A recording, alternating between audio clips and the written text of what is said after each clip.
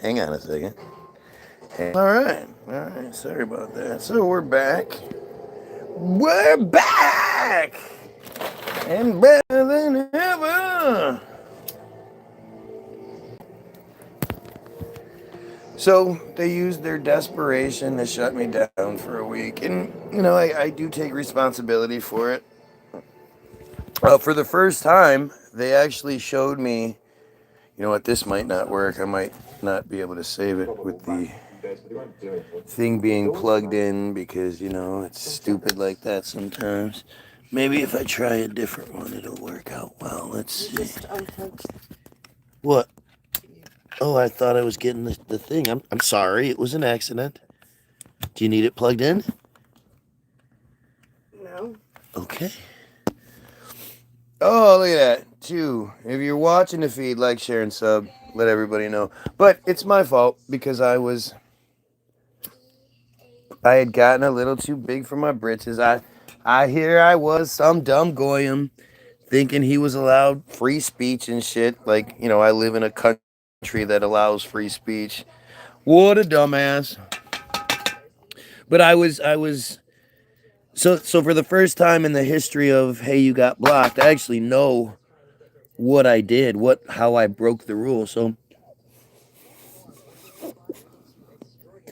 I had said these piece of shit J's, but I said the whole word because again, I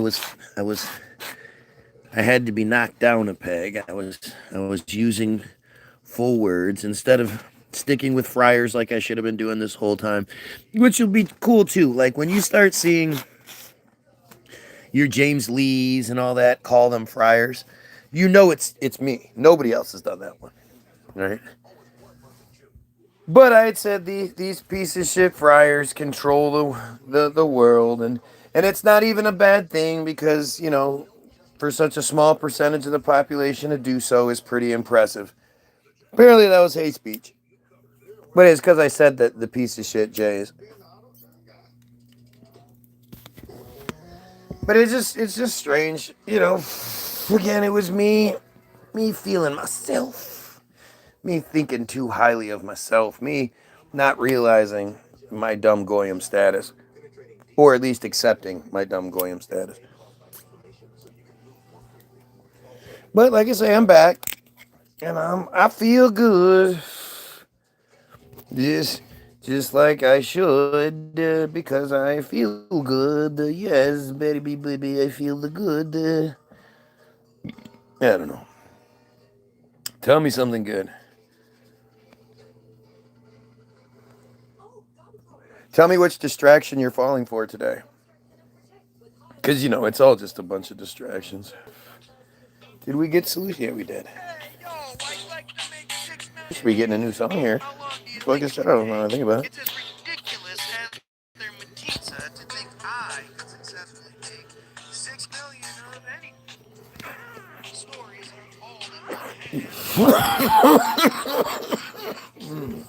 Good Lord. answer to the simplest question. If the narrative lost in the math, is the truth just the winner's invention? Making their lives just another extension? Bridging the gaps of illusion? Keeping our class in detention? Ensure constant state? That's the illusion. The Oi. math just isn't Mathing, mathing, so so you're you're lying. just like your Oh, so what are we talking about here? What's going on, peoples? Tell me something. Tell me why I'm dumb this week. Tell me why I'm dumb today. I think it's strange how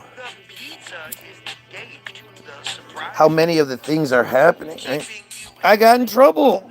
I just explained it, but I'll explain it again. I got in trouble because I had gotten too big for my britches, and I was saying J's full word instead of just friars. I need to stick with friars. And that's okay. That's okay. I knew it was my fault. Just go by the numbers. Awaken from your slumber like mushrooms to a plumber. Everybody needed a recharge. You know you would like lumber. Plus I was able to snag some people from Facebook that I haven't seen in a long time. Holly Puckett. Good stuff. You gotta roll with those punches, boy. You're out. Their story's so corrupt, it should only be a doubt. Cooking a pizza takes about 5 minutes, so it's weird because Where have you been? What have you been doing, Vindoc?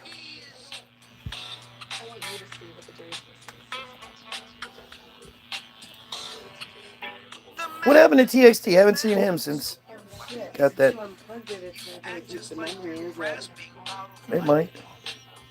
while the last ones who are laughing push the pie thing, attacking anyone who's asking or denying.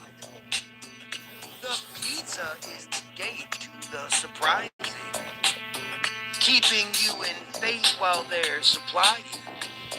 The reason it's Oh, well, I wouldn't know, because the you're always math listening. just doesn't master you, so they're lying. Even when I don't think anybody's listening, I'm surprised. You know, my numbers my numbers on Facebook are minimal. They're nothing. But, you know, for a guy who's not saying anything, it's pretty good. You know, I have over 6,000 following. We have over 6,000 following on Facebook. Do you understand? If you have over 6,000 following, the number of live, like the number of people that should be there every time you go live, every time you post anything.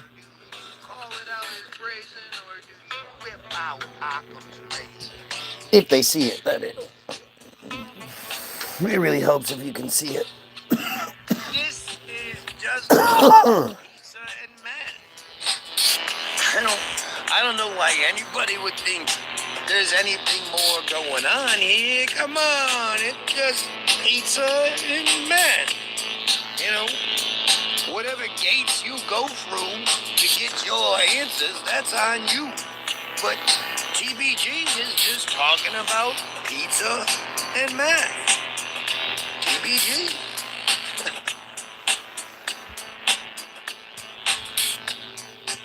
Come on now. That song is amazing. This is easily one of our best songs. Easily. You know, I could see how, like, some songs might not appeal to certain people, blah, blah, blah. That song's great. It's going to be one of, you know, even if we get new ones, I'm going to be promoted. It's the hardest thing when you get new songs to try to promote the old songs, because you're like, look, it's new, it's shiny.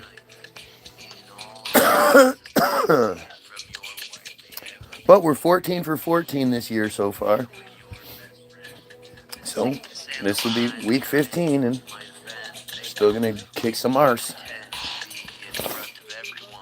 You know, I stumbled across this Valhalla Memorial Park Cemetery today. And this is in California. And I just think this is just amazing. Look at this shit. This used to be the entrance. Gosh, doesn't it have a familiar look to it? But then also like it's got the arch, but it also has the Muslim dome on top.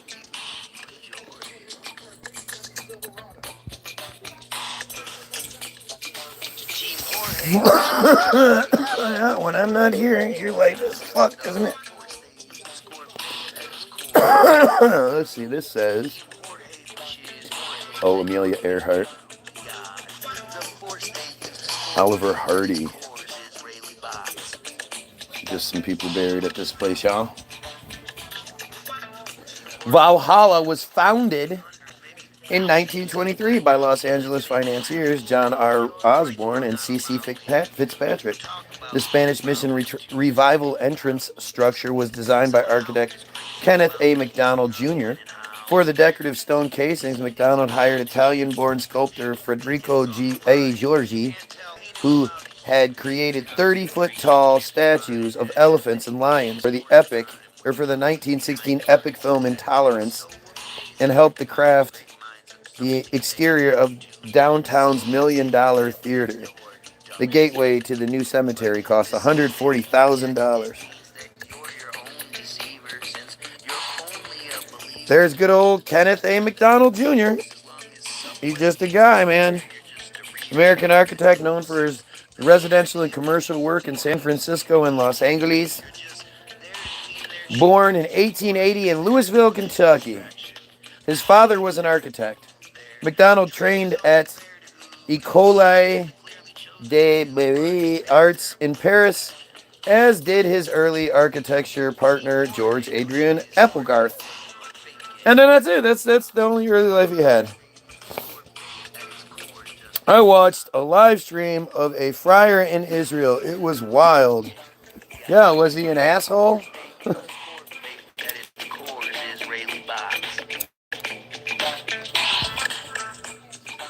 I mean, maybe to you he wasn't, because aren't you one of them anyway? Career. In 1906, he moved to San Francisco, so he's 26 years old after school. The firm of McDonald and Applegarth collaboration started in 1907, and they worked together on over 30 residences in San Francisco, including Spreckles Mansion in 1912. What's Spreckles Mansion? Oh yeah. They built that one. That mansion that was built for that guy in 1912. Spreckles. It's a French classical mansion located in Pacific Heights neighborhood. Built circa 1912, 1913. We don't really know. You know, it's not like you would need a bunch of like accurate shipping records and you know, all the different electricians and plumbers and all the shit you would have to hire to make this happen. And this is one of those places that they built into the ground, right? Windows, walls, everything. It's not like the ground was lower. This is the top of a structure or something.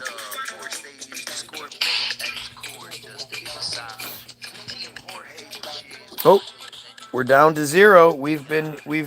I've been gone for a week.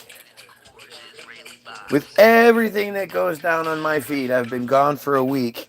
And now I'm back and I have 0 viewers and 2 likes. Totally seems feasible, doesn't it?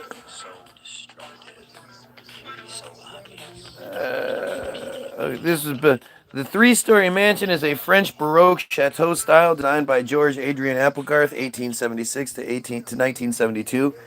Damn, son. Dude was almost 100 years old. And Kenneth McDonald, who built by businessman Adolph B. Spreckles. It is listed as City Landmark number 197. History. Yeah, that's just totally fucking believable. That right there is totally believable. Weird how the trees are of the same age too. Was the son of sugar tycoon Klaus Spreckles. He at least they're going with this to at least sort of, well, I mean he was an heir to the sugar fortune. That's why he had helped. He had helped expand the sugar business to Hawaii and Salinas. Oh yeah, he's one of those really awful people. So all of this money is blood money. Oh god. I put no instead of no, and it's the end of the world now.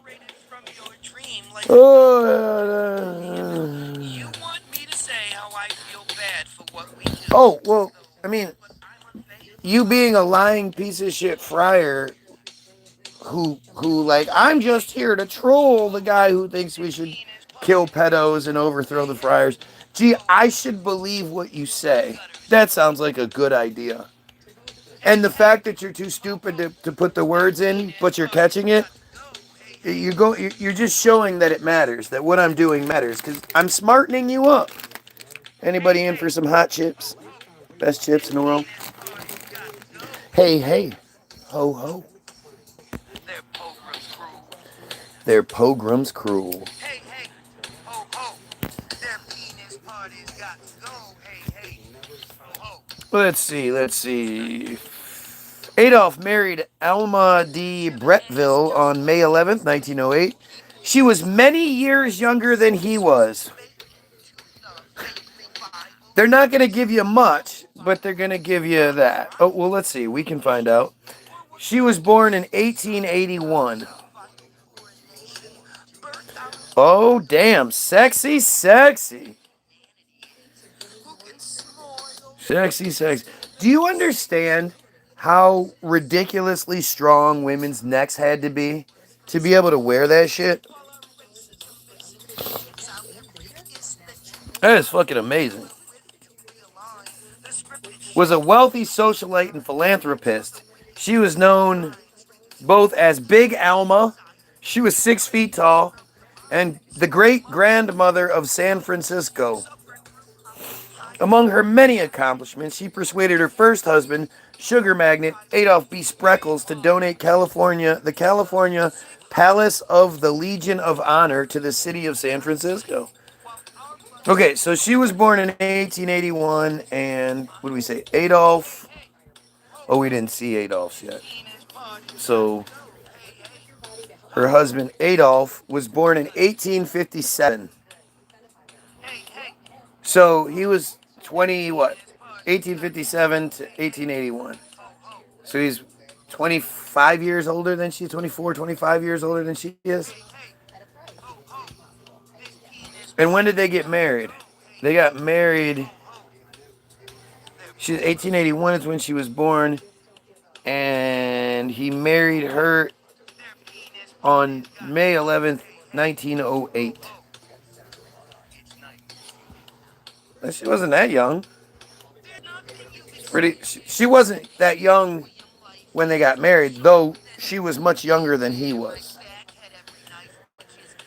The property for Spreckles Mansion was bought by Adolph as a Christmas gift for his wife Alma.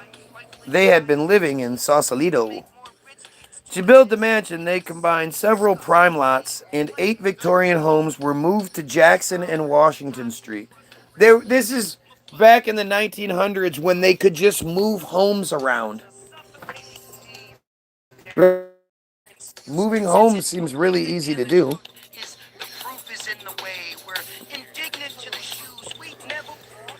Think about that. Like, even then, back then, they knew it was important to keep the structures. So instead of just destroying them, they would move them around.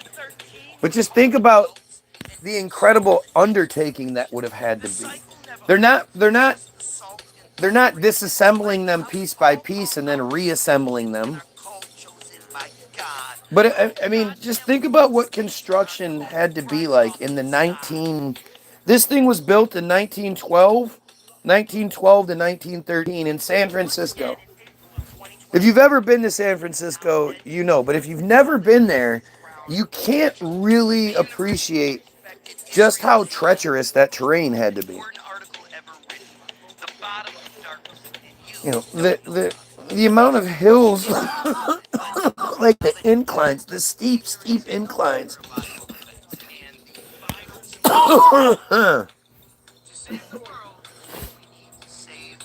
The house was speculated to have cost around $1 million to build in 1913, equivalent to $36 million in 2025, and took 2 years to complete. At the time it was built, 6 counties were visible from the mansion's circular observatory. There are still views of San Francisco Bay from the mansion, and it is located across the street from Lafayette Park. After the Spreckles Mansion was built, Alma went to Europe to stock the new house with 18th century antiques. That makes sense. Think about it, though. I mean, from what we're told, you know, technology didn't really boom that much. So furniture from the 1700s was just as comfortable as furniture from the 1800s. But she went to Europe to go get furniture from the 1700s. I mean, I love how they're just so cavalier with how they present this information. And they just sort of require you to, I think, like, apply your modern day viewpoints, your modern day, like, perception of things to that old situation. I mean, we're talking 1900, like early 1900s. world travel to travel from San Francisco to to Europe so you can stock up on furniture and shit, antiques, and then bring those back across. I mean, and what did they do then? How did, because the Panama Canal wasn't a thing yet, right? They didn't have the Panama Canal open yet, I don't think. Which is just the most. The Panama Canal is as dumb as it gets. I mean, it's really opened up in 1914. Yeah. The Panama Canal it's like the Erie Canal. It's like any of it. I mean, seriously. You're talking about people who, you know, they're just barely there. You know, we're talking about a people where apparently kids as young as like 6 years old and shit were working as newspaper press operators, and you know, everybody wore the same outfit, and everybody actually we all look like Hasidic friars do today. They wore their hats, they wore their suits. It was always cold no matter where it was. You know, it's crazy. Even look at pictures of San Francisco from back in those times, right? You're talking about, like, it's one of these things where I don't know what, you know, I don't know where you are located, what your life experience is, but I can't imagine being in Michigan back in those times with the clothes that they used to wear. But to be in California, I mean, it's strange how you don't hear about so many different people from back in the day dying of heat stroke. Let's see what the history of heat stroke is. Let's see. Heat stroke, also known as sunstroke, is a severe heat illness that results in a body temperature greater than 104 degrees or 40 degrees Celsius. Along with red skin, headache, dizziness, and confusion, sweating is generally persistent uh, in exertional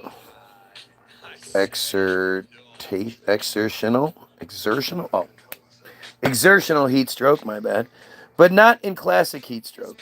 The start of heat stroke can be sudden or gradual. Heat stroke is a life-threatening condition due to the potential for multi-organ dysfunction with typical complications including seizures, rhabdomyolysis, I don't know what that is, or kidney failure. A person being cooled down with water spray, one of the treatments for heat stroke in Iraq in 1943. Well, we're going to spray him down with some water. Hmm?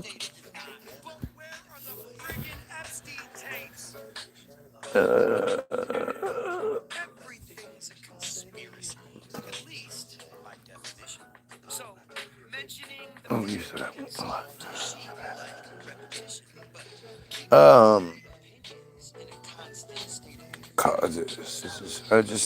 Heat stroke occurs because of high external temperatures and/or physical exertion.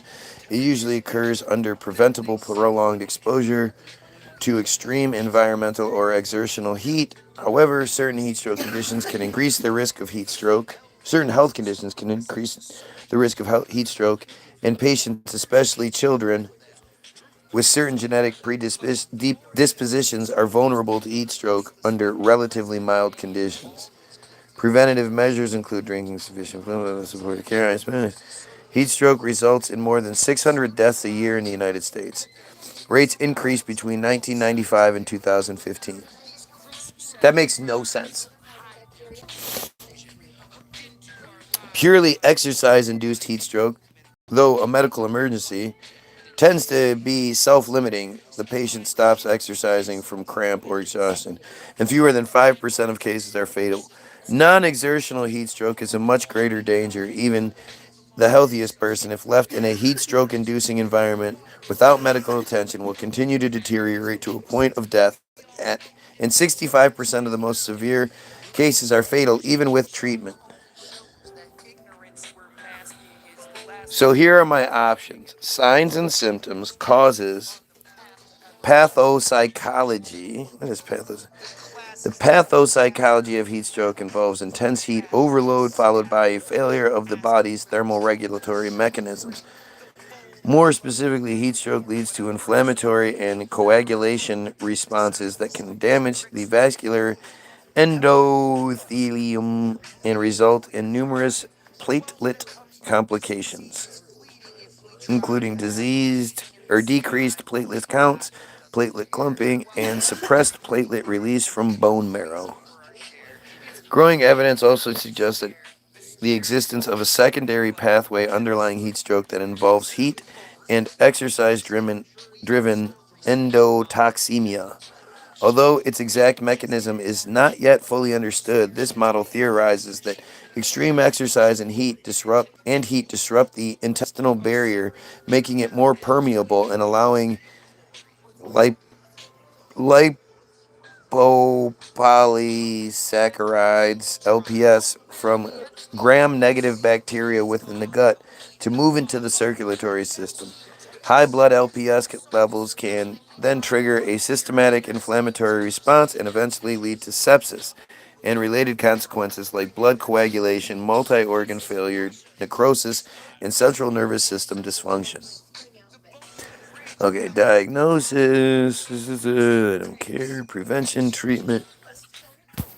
What? I haven't clicked on it yet. Ingredients in foods that are banned for friars that they feed to us Goyim.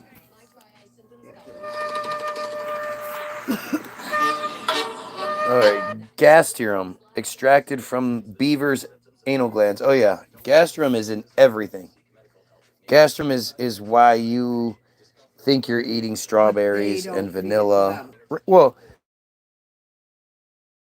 even in Canada, they show like a box of Fruit Loops in Canada versus a box of Fruit Loops here, and they don't have neon colors, and the flavors are better. They're like sharp, I guess is a way to put it, but they're not as sharp, but they're better. Okay. Natural, artificial flavors, complex mixture of chemical compounds used to impart flavor in foods. Natural flavors are derived from natural sources, while artificial flavors are synthesized chemically. It's usually hidden behind labels such as natural flavors. C. L. Citrine, an amino acid usually derived from human hair.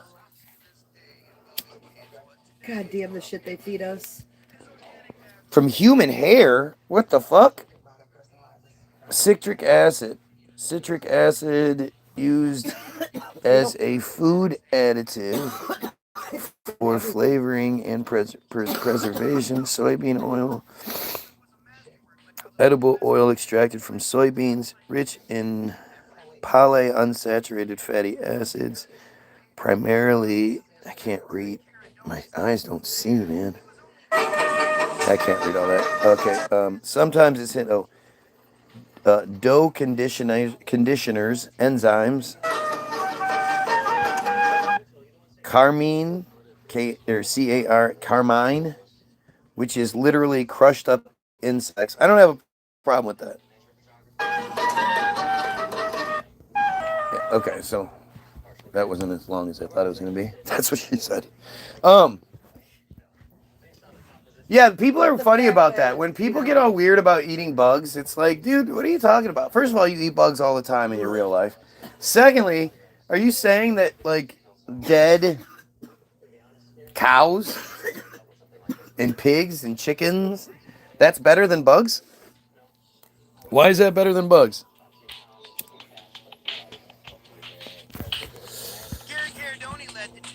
They're just fucking, it's all just crazy. It's all crazy. Anyway, epidemiology. Various aspects can affect the incidence of heat stroke, including sex, age, blah, blah, blah, blah. No, society and culture. In Slavic mythology, there is a personification of sunstroke. Lady Midday, a feminine demon clad in white that causes impairment or death to people working in fields at midday. There was a traditional short break in harvest work at noon to avoid attack by the demon. Antonian's Devrock symphonic poem, The Noon Witch, is inspired by this tradition. Other animals, heat stroke can affect livestock, especially in hot, humid weather, or if the horse, cow, sheep, or other is unfit, overweight, has a dense coat, is overworked, or is left in a horse box in full sun. Symptoms include drooling, panting, high temperature, sweating, and rapid pulse. The animal should be moved to shade, drenched in cold water, and offered water or electrolyte to drink. Would you prefer water or electrolyte, Mr. Horse? No, sir, I don't like it.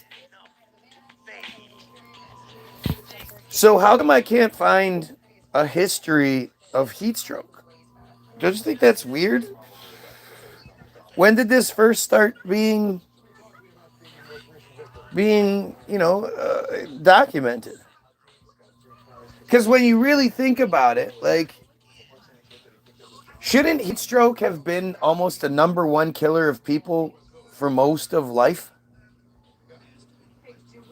I mean, when you think about the lack of regulations, the lack of care, the obviously they always wore long sleeve shirts and long pants and multiple layers and all that shit. Right. Because they're not sweating that. Look how stinky bodies were. You would think, it's not like they're showering. So just think about how we're told these narratives, yet when you logistically think about things, it doesn't make sense. And it's funny because so many people will look down their nose at me over it, right? Like I'm just crazy because I go, yeah, think about it. Just think about it. Think about the entire Civil War, right? Where the Civil War was fought, most of the areas that the Civil War was fought are in not just hot, but humid, really humid environments. And if you look at any of those old uniforms, they were made of wool. They were old wool uniforms, and they were heavy. So these guys are marching, hundreds, thousands of miles in cases, so they can get into these battles during the day. Just think about it. We shouldn't be further ahead and still so dumb. Seems like the further we go, the further back we go. Which is kind of weird because our generation is the perfect mix of old school and new school. Like we got to us and then things started to go down. Because this next generation is amazing in certain ways, but they are just embarrassingly incapable.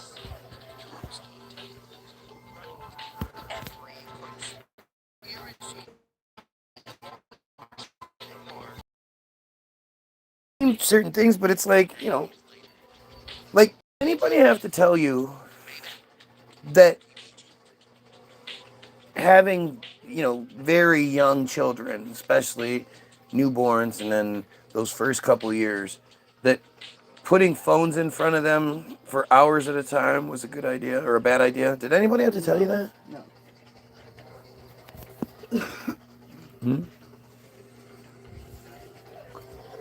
It's a level of stupidity that you just wonder, what's going on?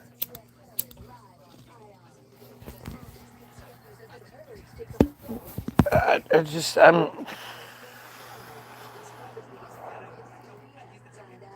really have been looking at all this recently and just, obviously, it's like I'm I just see how it all connects now. And like I say, you can't have the conversation where you talk about, well, this piece and just this piece, because it, like, each piece absolutely fits together. You can't talk about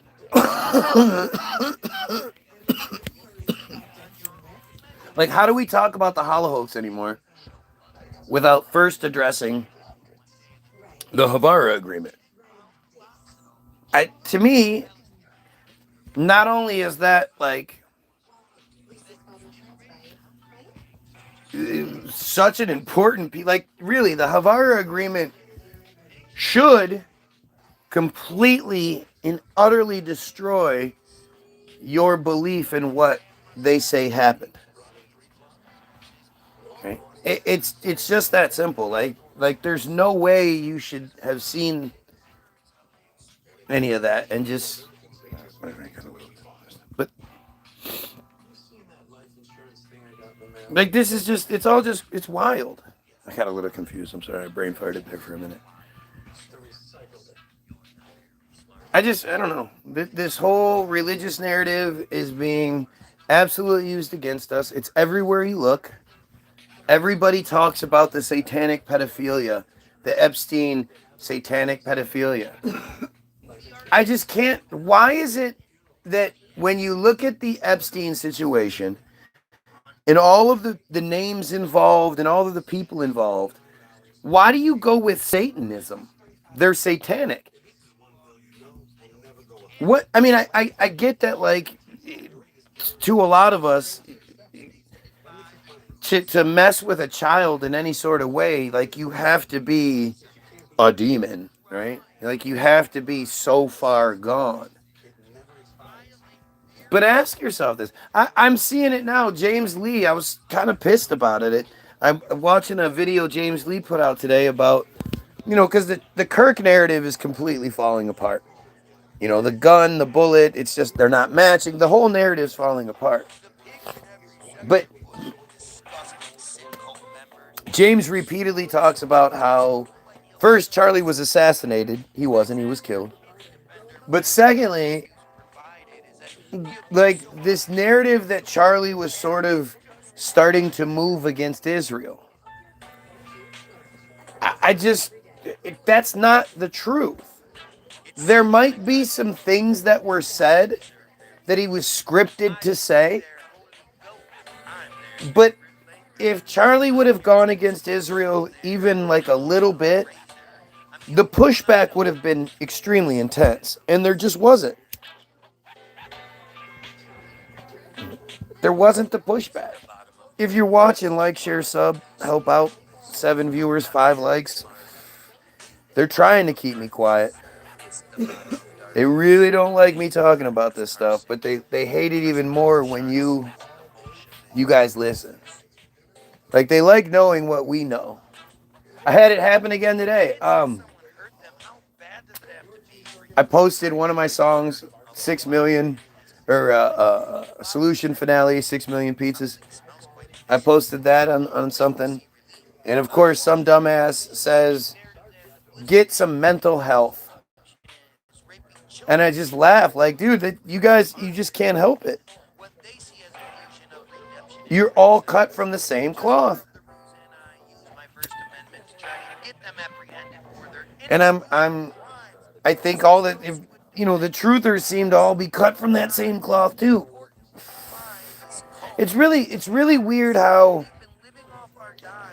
the idea of controlled opposition, like, everybody thinks everybody else's sources are, but not the one that they like. If they like Charlie, Charlie isn't controlled opposition. They liked you taking a week off. I didn't take a week off. They took me a week off.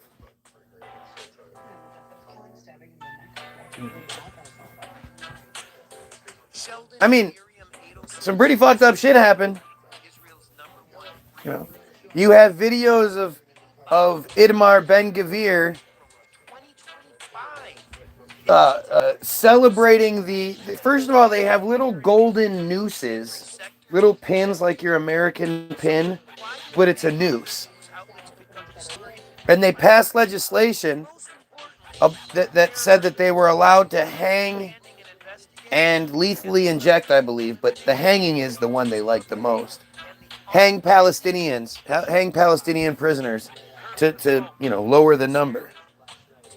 Hey, think about how fucked up that is, right? And you have Itamar Ben-Gvir like chanting one by one, one by one. And he keeps... The decision comes through, and they break out little glasses and start pouring champagne in the fucking courtroom. Or in the Knesset room or whatever. And you can see that Itamar Ben-Gvir keeps pouring champagne into people's glasses from this little tiny bottle that never seems to end. I don't know. It might be Manischewitz. I don't know what that shit looks like, but it's fucking crazy.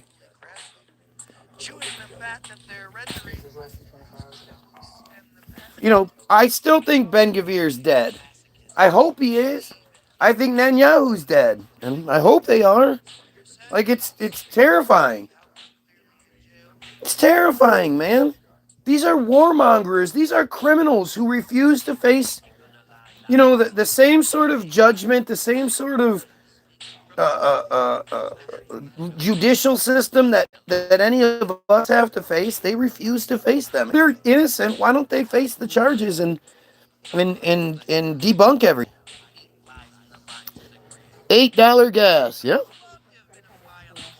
Which is so ironic, considering in 2020, all of you Trump pansies just couldn't stop saying about how Trump was going to half the gas prices and cut the food prices in half.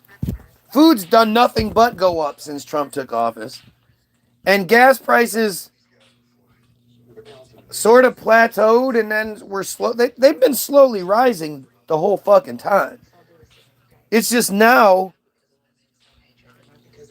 like you say, the $8. But it's again, it's like, okay, so I can find you the video of Trump being like, we don't need the oil. We have enough oil.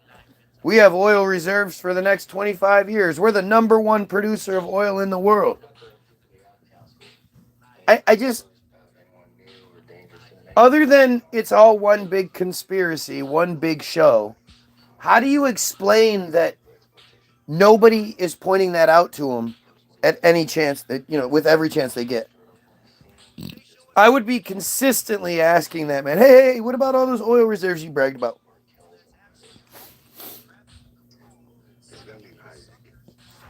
I mean, it is interesting how the amount of MAGA supporters have dropped on the feed. They're a lot less vocal than they used to be.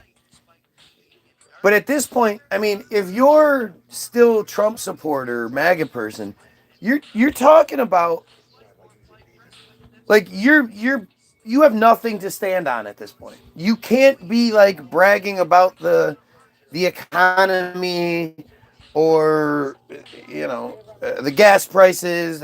Nothing. You have nothing anymore. He's cleaning up our borders. Cleaning up our borders. They're making the borders so that we can't escape. You do realize that, right? No, he's making them safer. Right. Yeah, they're making it so we can't escape. I keep thinking, man, we should just sell everything we have and get the fuck out of the United States. But where do you go? I mean,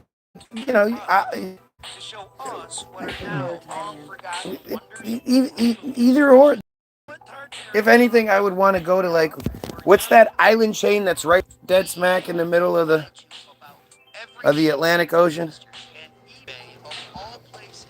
You got to get to some island way out in the middle of nowhere, and hopefully, if they just leave that alone. Go to the Galapagos Islands. Did you guys know the Galapagos Islands were like almost completely off limits to us? Fucking weird, don't you think? The Azores, yeah, the Azores.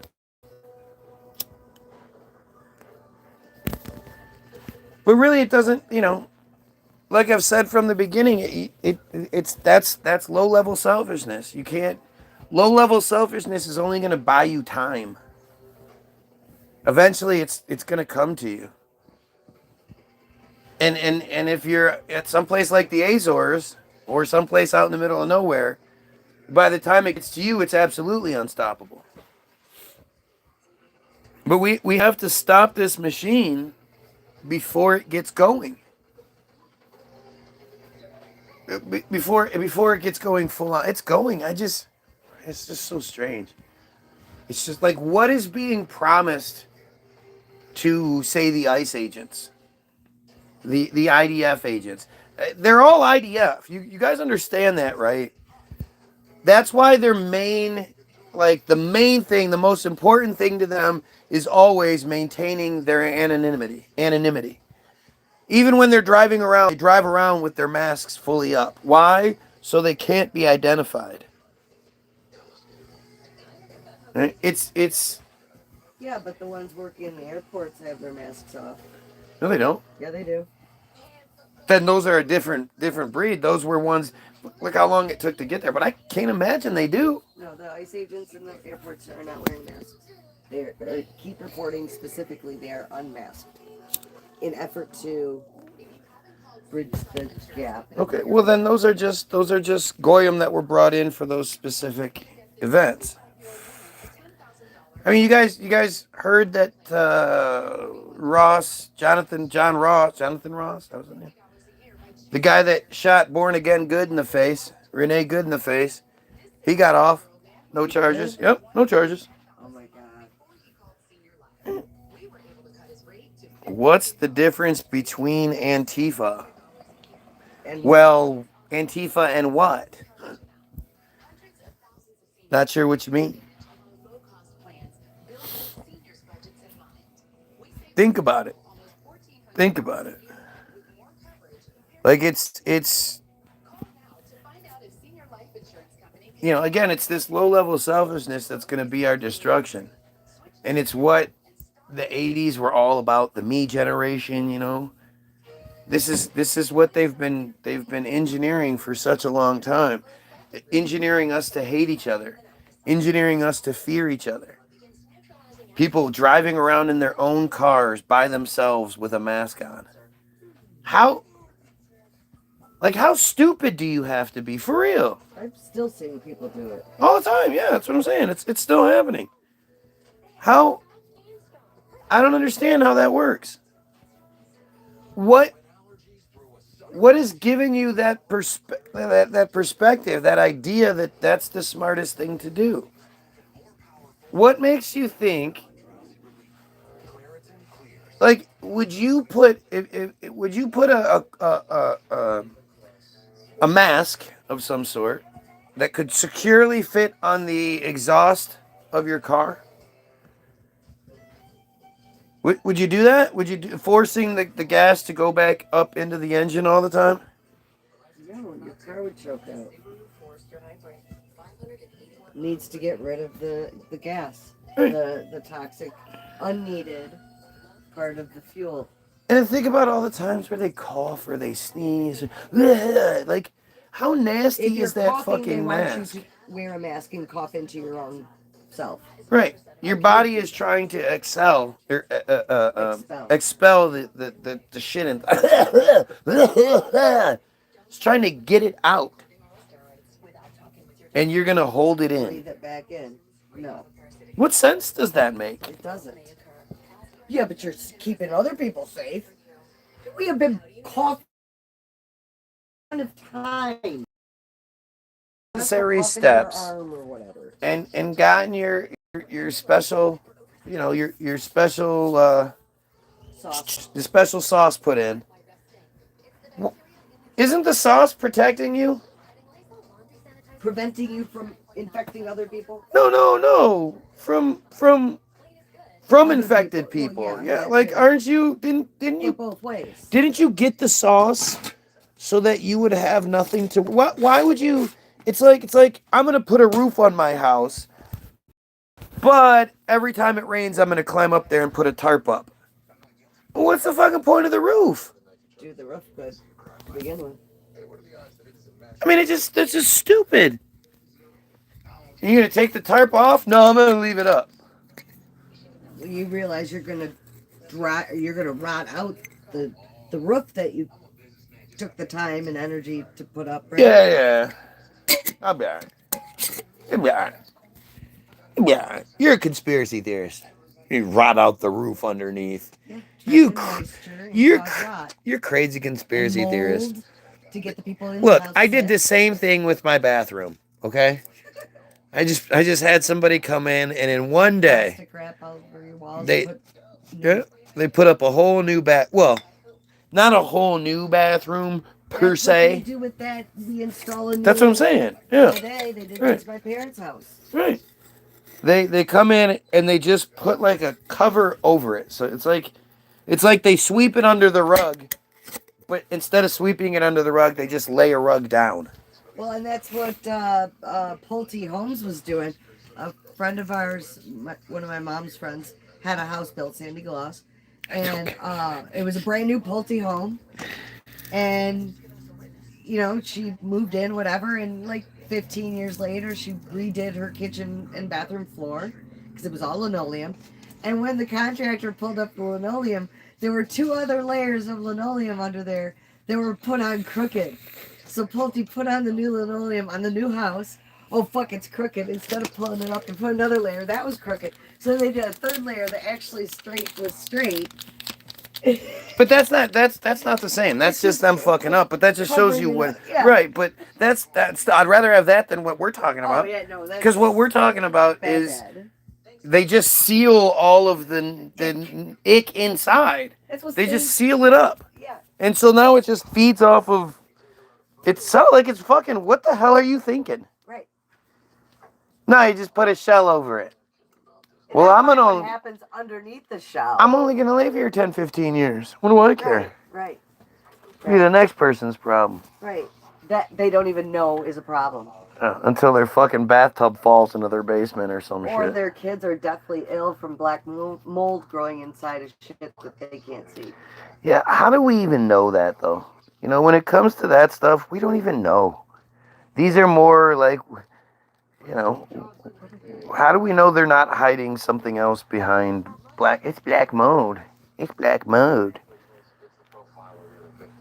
A veneer. Yeah. A veneer. Well, I mean, think about that. When they put the veneers on teeth, do they do the same thing? Or do they rip your teeth out? I would assume they would rip your teeth out if they put in shiny new veneers. Because, again... Well, no, veneers are caps. overlays. Right. So then you cap all of that nasty teeth fungus. Well, see...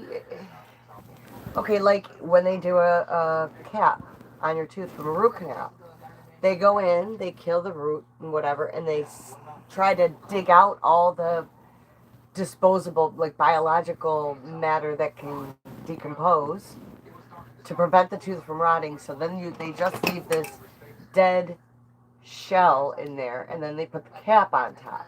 Yeah, and that's they pack the hole. So, you know, more stuff can't fill it in and grow and get gross. Yeah, but they pack it in, and then they cap it off. And that's if they're doing the very best job possible. That's if they got all of the pieces. Right, that's what I'm saying. That's if you're somebody that matters. If you're somebody who, you know, is not who they like. I mean, how do you know? Look, my wife did everything right, loved her fucking doctor. Ended up having to have a fucking hysterectomy where when they were sewing her back up, they decided to let a trainee, you know, without my wife's consent, during the whole process, they brought in a trainee and was like, all right, sew her up.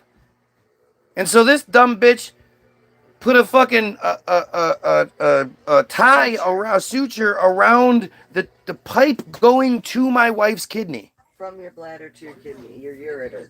Yeah. And so it was killing off her kidney. And then she ended up having to get a tube stuck out of her back for 6 months or whatever. A nephrostomy tube. It goes from your kidney out and it fucking it Save had to time. get drained every week and all this other bullshit. And it was down here. It wasn't up here like they tell you where your kidneys are now. No, I still It have a was scar down from it. there. And when they pulled it out, it was really short. It Right. was surprisingly short. It's you. It's only this much But I time. mean, it's not like the hole is there and it traveled up to get Right. to my. Yeah, exactly. Right. It's right there where the hole is. And this was like they had a good relationship and all that blah blah. This wasn't you'd piss the doctor off. Oh no, she told me my insides were like a war zone from all the scar tissue from the endometriosis. So they couldn't discern strand of scar tissue versus from the uretary because Yeah, well then why such a wasn't the mess main inside doctor there. doing that? That should have been the did. something. No, the trainee did it. She brought in it was a trainee. It was a student, whatever you want to call it. But she had something. You were experimented. You were Extreme case, the case study. yeah, you were like, oh shit, that there's no business. But again, I don't I'm going too far into it. I don't want to go in like it's just my point was that even in the best conditions, they don't do the best job. So imagine the fifth fucking veneer of the day. The guy stayed up late drinking the night before, and he's had a long day already, and you were mad because you had to wait an hour longer, and you were like, look, if I was an hour late for my appointment, not only would you cancel it, but you would charge me for it. But you have no problem making me an hour late. That's pretty fucked up. And the doctor, he's going to take offense to that. So you think he's going to do the best job and make sure he scrapes out every last little bit of whatever? Especially considering if he doesn't, he makes more money off of You you. gotta come back, yeah.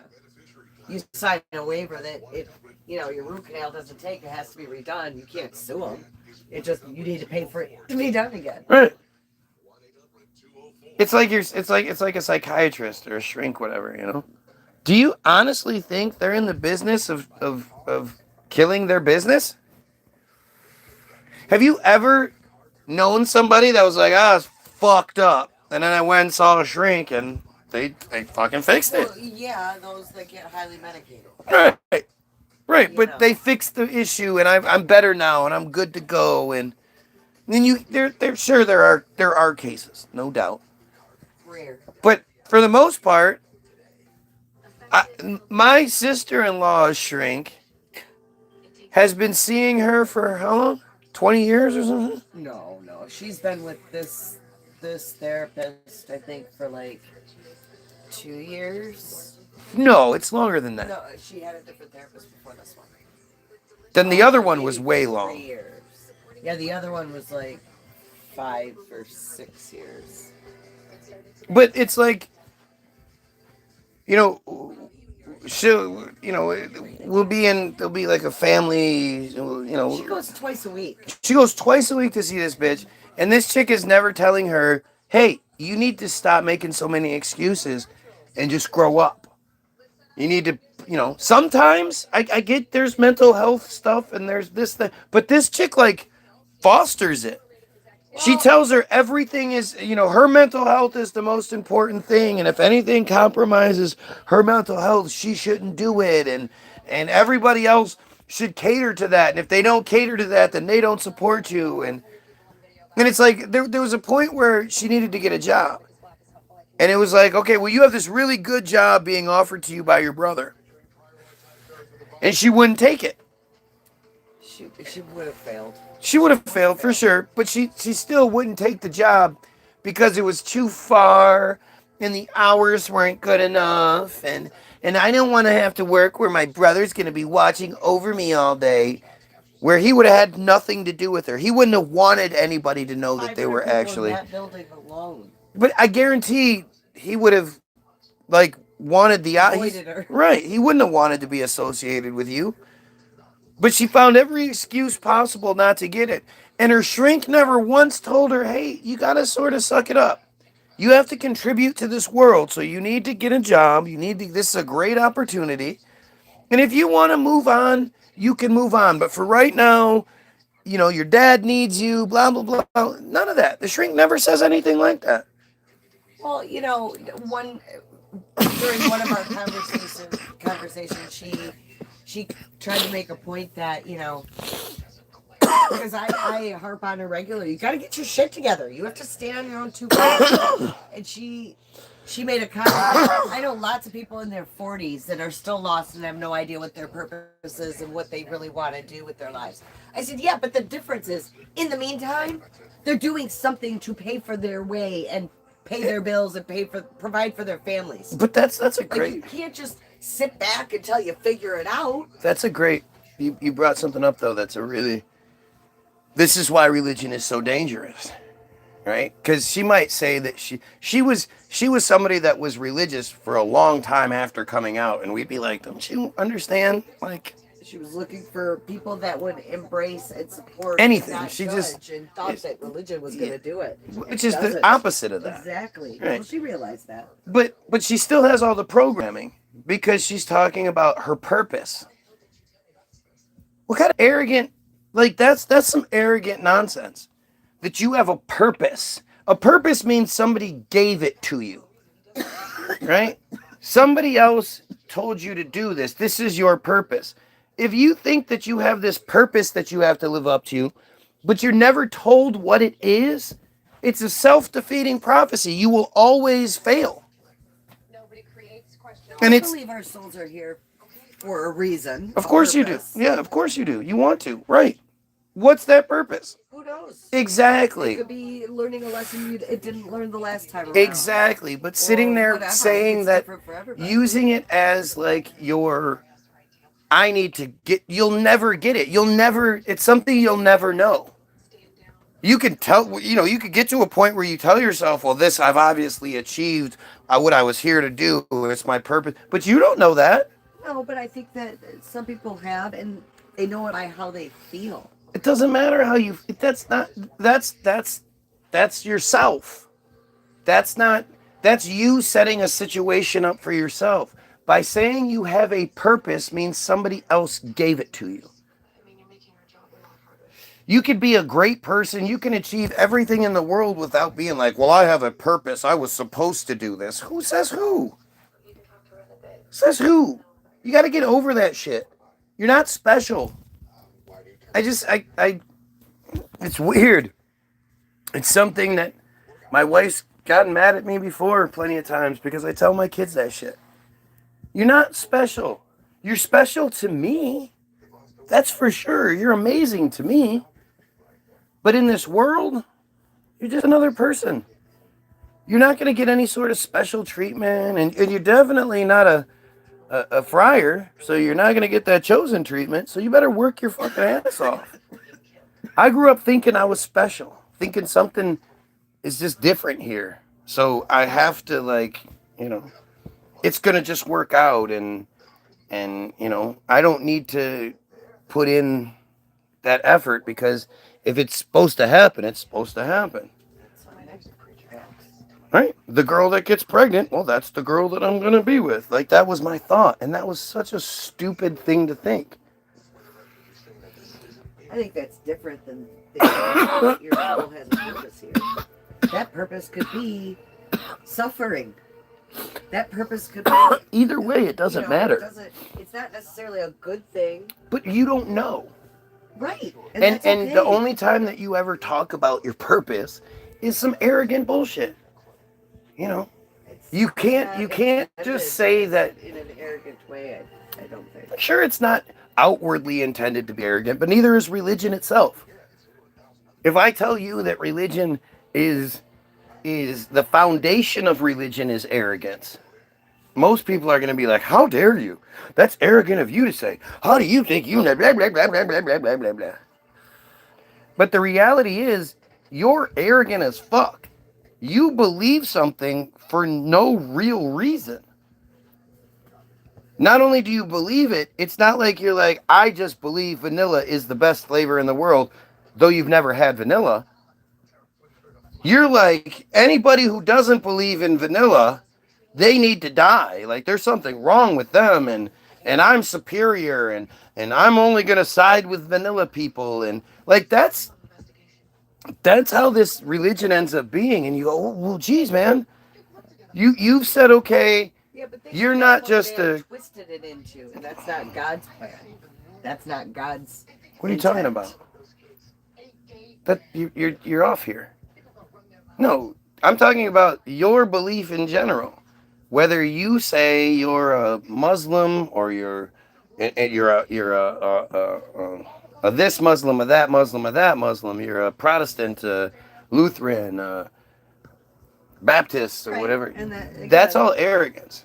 Why do you pick that particular one and then say arrogantly all of those other ones they're wrong? Because if you're identifying with one specific religion, then you are in fact saying that all of the other religions are wrong. And how can you like you have you researched and looked into all of the other things and decidedly okay, no, that yeah, obviously us Baptists and us, the Lutherans and the Protestants, we're those differences. It's those that's it. And then how do you know what is it? What proof do you have? You sit in this on this throne of superiority, acting like you have the answers before the questions are even asked, and it's based on you didn't want to get in trouble as a kid, because that's really what it comes down to. Most of you have at some point or another questioned your belief structure, and when you did, your mom was like, "Stop that! We don't ask those questions, okay? It's all God's plan. Just have faith. You just have faith." Mom, why aren't we feeding the homeless people? Well, because they're blah blah blah blah blah blah blah blah, and you have your fucking reason. I'm so glad I don't have to have that talk with my children. I can't imagine how awkward that would be. Just dreading that day where I'm just waiting for my kid to. We're sitting at the light and the guy's holding the sign, and we're on the way to church, or on the way home from church, and the kid's like, "Hey, Dad, how come we don't give that guy some money and help him? How come we don't get him in the car and take him and get him some food? And how come we don't help that guy?" I'd love to hear that conversation. I mean, What, Christians? But again, like how dare you? Where does your arrogance come from that you say, you know, that's wrong, that's wrong, that's wrong, that's wrong. Like it's not like you're agnostic. Agnostics is kind of one thing where you're just like, hey man, it could be, I don't know, maybe it's that, man, I don't know. I believe there's something. I don't know if we've got it right. I don't know who's got it right, but I just believe that that's one thing, even though that's ridiculous. But for you to be like, I am definitively, I am a this, I am a Protestant. I am a 7-day Adventist. Mhm. Like it's funny to, and you know, like when people grow up and they actually have some sort of worldview, that's when people discover shit like Buddhism and Hinduism and pagan stuff and all that stuff. Like we don't get exposed to it as kids. right, enough. but when you have this overexposure your entire life, and then you come to this new thing and you go, oh my God, like all this shit's this new, like that should show you something. That should show you, like, obviously your beliefs are very flimsy, and I can say that pretty confidently about everyone. It's not necessarily about flimsy beliefs. It's more of Ignorance. It's just it's lack of exposure and knowledge of something that resonates more with you. no. It's flimsy beliefs, because if you get upset that I don't believe what you Well, say, that's a different story, right? you know. Like you shouldn't That's be somebody upset. with conviction in their beliefs. That's I don't not know that flimsy. person. I haven't met anybody that Oh, I've. Ginger had complete conviction. Has conviction in her beliefs. It doesn't matter what you say to her. You are not going to have her falter in her beliefs. That's Yeah, it. but she believes how she chooses to believe and wants to believe. How she was taught to believe in a lot of But cases. especially then, First Timothy 2:12, Ginger has no business talking to me, trying to teach me. What are you doing, Ginger? You're a dumb fucking woman. And you guys can get mad all you want. Southern Baptists hold their women in high regard, however. Sure, but we're not talking about that. And that's Southern where Baptists, it is a very specific Southern sect. Baptists hold their women in high regard until, right?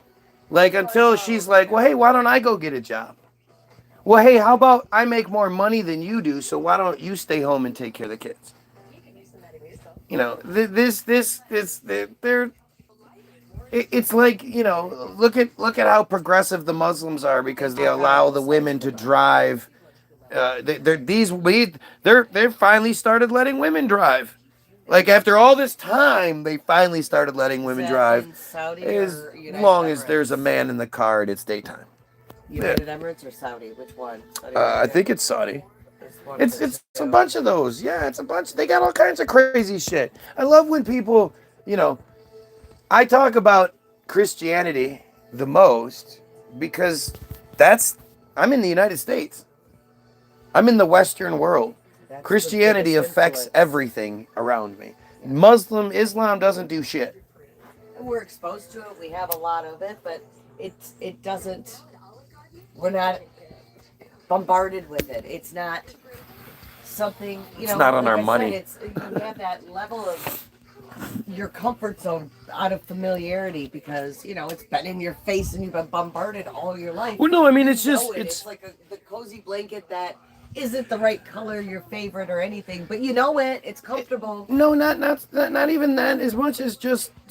I mean, if I start arguing Muslim shit, that doesn't. There's no Muslims in office that are affecting things like that.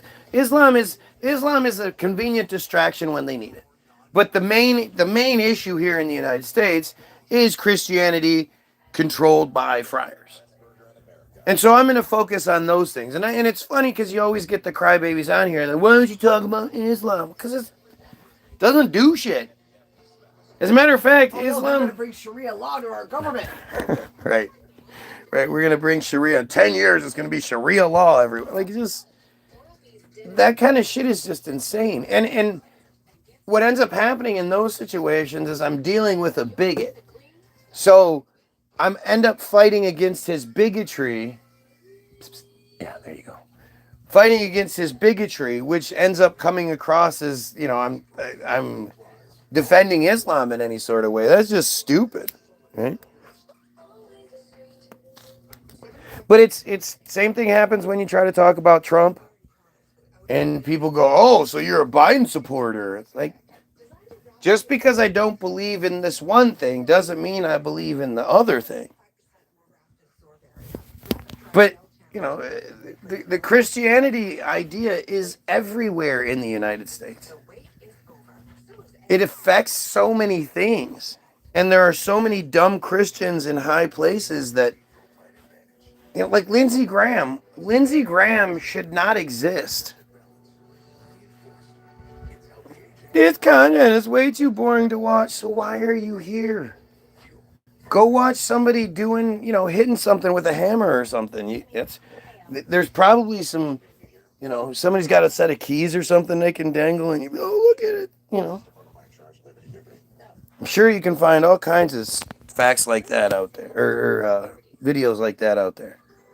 Like, this is an adult conversation, and I get it, man. Like, I appreciate you acknowledging that you're too dumb for this. It's cool.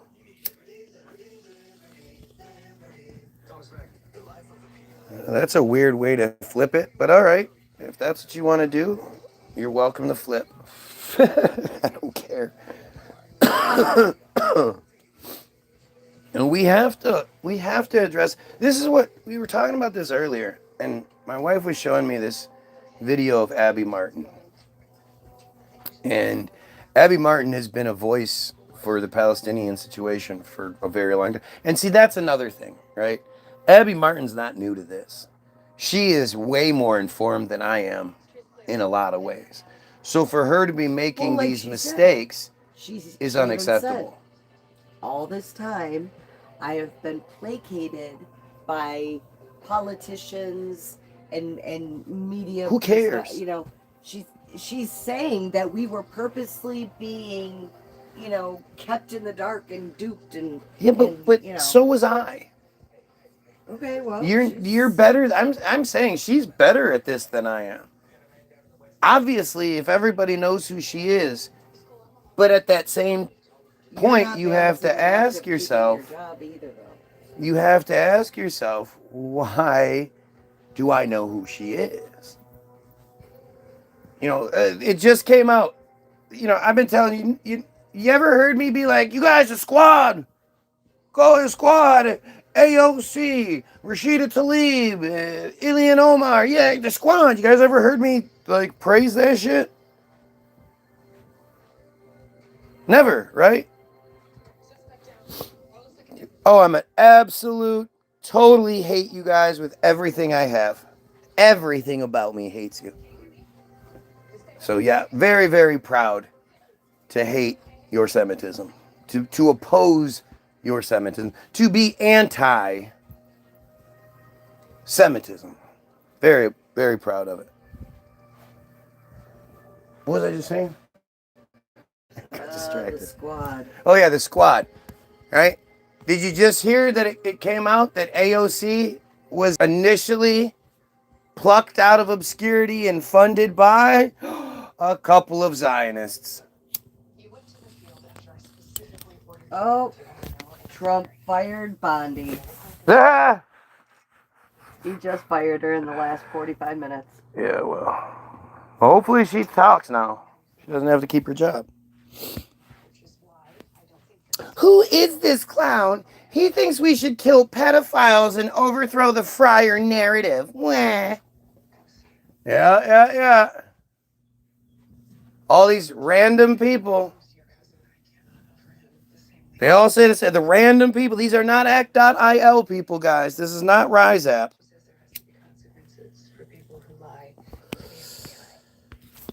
I think you meant hard. But, yeah, no, you're the worst. If you want to explain to me why metzitzia is okay, I'm all ears. Or the Talmud, 3 years in 1 day, you know. For those that don't know, the Talmud is their highest book. The Talmud is the Fight Club. They don't talk about the Talmud. The Talmud says, tell them about the Torah. But the Talmud has a specific passage that deals with this kind of shit. And it doesn't say that children are completely off limits. Nobody should touch them. If they do, they should be executed. Which seems pretty straightforward and seems like anything, you know. Seems like something everybody should be able to get behind, right? Head filled with hate. No wonder you're poor. Oh, the Talmud predates Christians and Islam. Yeah, no shit, dumbass. Yeah, I love when people try to make it sound like hate is a bad thing. Please tell me why I shouldn't hate pedophiles. Please tell me why I shouldn't hate genocide. I'm all ears. I'd love to hear it. But look at how, you know, so act.il, the secure community network, you know, these organizations, Team Jorge, these organizations that they have that train them how to do this. And act.il, or now Rise App, R-I-S-E, capital A-P-P, all one word, this is an incentive program. This literally pays them to troll, to report, to flag, to do all that shit. They get paid to do this. And it's really interesting to think that they get paid to come here to do these kinds of things, but it's never to go out there and educate. It's never, answer their questions, prove that we're the best, tell them about the good things we do. It's always just attack mode. And it's always the same bullshit. You're delusional. Take your meds. I actually think I put a real kick to the take your meds thing, especially when I connected it to the South Park episode and just show you how it's clearly, an operation. It's clearly something that's been put in place. Take your meds. 3-word slogan, easy to remember. Take your meds. Take your meds. This is what they do. They'll never sit here and address anything I'm saying. But tell me about the Talmud. Tell me about how, again, instead of saying kill them all, it says kill the Goyim. If the Goyim do it, if a Gentile touches a child, they should be killed. But if a friar touches a child, if the child is below 3 years and 1 day, even the full grapes, they say it's like a poke in the eye, and that the part that breaks will grow back. If the child is above 3 years and 1 day, the victim, or the friar, the monster, has to pay the family of the victim the dowry of 50 shekels, 100 dinars, whatever. And now the victim belongs to the monster as a wife/slave. And that's it. That's it. Tell me how that shit's cool. Yeah, we're the population with 28% of people under how you feel small. 0.002% of the world's population with 22% of the Pulitzer prizes under how you feel small. I see how you... Yes, I'm talking about how small I feel by talking about you raping children. You see that? You see how, again, instead of addressing what's being said, there's like a flex going on here. Like somehow the Pulitzer system that you absolutely rig and is absolutely just your bull. Like anything that's a ceremony, anything that's involving giving medals and statues and pride, that's all just them, blowing themselves. Oh, I guess he did it right before the address on the war in Iran last night. Like it's amazing how no need to address your hate and lies. So I'm lying? What part am I lying about? Oh, I love when we go here. What part am I lying about? Here, let's start with act.il, right? Well, no. I guess we should start with auto-emancipation, right? We'll start in order, all right? So auto-emancipation is a pamphlet written by German, Polish, friar, doctor, and activist Leon Pinsker in 1882. It was anonymously written, again, by a Russian-Polish guy in German, was anonymously written and then attributed to him later in life. It is considered a founding document of modern friar nationalism, especially Zionism. Pinsker discussed the origins of anti-Semitism and argued for friar self-rule and the development of a friar national consciousness. He wrote that friars would never become the equal to Goyim until they had a state of their own. He called on friar leaders to convene and address the problem. In the pamphlet, he describes anti-friar attacks as a psychosis, a pathological disorder, and an irrational phobia. Right? So, since at least 1882, according to the narrative, this is the kind of shit that they do, right? This is the kind of crybaby that they do. They can't answer for any of this shit.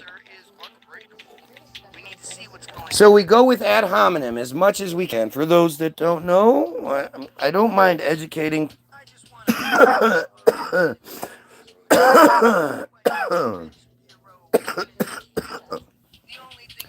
Ad hominem, short for argumentum ad hominem, refers to several types of arguments where the you attacks the character, motive, or some other attribute of a person making an argument rather than the substance of the argument itself. This avoids genuine debate by creating a diversion, often using a totally irrelevant but highly charged attribute of the opponent's character or background. The most common form of this fallacy is that person A, good old me, makes a claim of fact to which person B, you dumbasses, asserts that person A, wonderful me, has a personal trait, quality, or physical attribute that is repugnant, thereby going off topic, and hence, person B, you clowns, concludes that person A, beautiful me, has their fact wrong without ever addressing the point of the debate. Oh, you know what? I was going backwards here. I forgot. I'm using Wikipedia, right? And I know crybabies will say, well, anybody can edit Wikipedia. No, you can't. There's an illusion that on some pages you can suggest an edit. That doesn't mean it's edited like that for the world to see. That means your edit gets sent to the editors who, actually, your edit probably goes through a computer filter first. And then if it passes the computer filter, it gets sent to a human who then decides if it follows the rules. Now, what are the rules, you ask? Well, here we have Naftali Bennett, who is a high-ranking Israeli, has been forever, you know, IDF, he's as high-ranking as it gets, to the point where in 2020, from 2021, June of 2021 to June of 2022, he was one of 6 prime ministers that Israel had in a just under 4 years period. So it doesn't get much more like official than Naftali Bennett. And this was recorded in 2010. So just keep this in mind. He is talking to the IsraelNationalNews.com. So all the excuses don't work. Israel has arranged, metzitzia in conjunction with My Israel, has arranged instruction day for wiki editors. The goal of the day is to teach people how to edit in Wikipedia, which is the #1 source of information today in the world. As a way of example, if someone searches the Gaza flotilla, we want to be there. We want to be the guys who influence what is written there, how it's written, and to ensure that it's balanced and Zionist in nature. All right, so there you go. He's letting you know that Wikipedia might not be the 100% truth, but it's the truth that they want us to know. So looking up anything that has to do with Israel or Fryerism would automatically mean it has their hands all over it, right? So you can't hide behind your normal excuses with this. So we just looked up auto-emancipation, and now we're back to act.io. Act.io is one of these unique situations where the page is completely locked. So even if you believed you could edit Wikipedia, which, again, why would Wikipedia just let people edit it? All they'd have to do is go in, click edit, click select all, click delete, then click save, and go to the next page. You know how damaging it would be if anybody could just edit Wikipedia at any time? Wikipedia can be cited cited by students,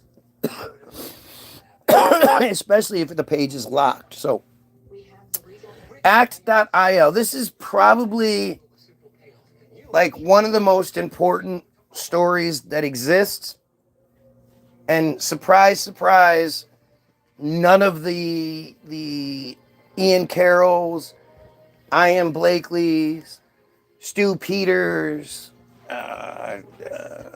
Nick Fuentes's, fucking you name it, none of them. And the thing is, I've Lawrence Johnson, I've commented on all of their feeds about this, and not one of them is talking about this. One of those things where they don't bring it up very often. You know, like Project Esther. You guys familiar with Project Esther? Project Esther is the thing where Israel is paying social media influencers and whatnot to either promote Israel or to avoid even talking about or channeling people in different directions. They're paying influencers. It's a very well known thing. Act.il is a social networking service used by supporters of Israel to oppose online, quote, anti-Israel content such as the boycott, divestments, and sanctions movement, or BS. Its activities were referred to as, quote, an online propaganda campaign and, quote, a virtual situation room of pro-Israel experts. Act.il directed, so these people aren't just fucking stumbling on my shit. They're being directed to directed its users to missions, right here, missions. They direct them to come to pages like mine to like, comment on, and share pro-Israel material on social media. It also asked users to flag, report, and respond to criticisms of Israel. Users were guided on how to respond, which might entail writing a reply using the provided talking points. Maybe that's why they all say the same dumb auto-emancipation shit, right? Right? You're delusional. You're schizophrenic. You need to take your meds. It's funny to me that they've stopped using those since I pointed it out. Because they'd been using those forever.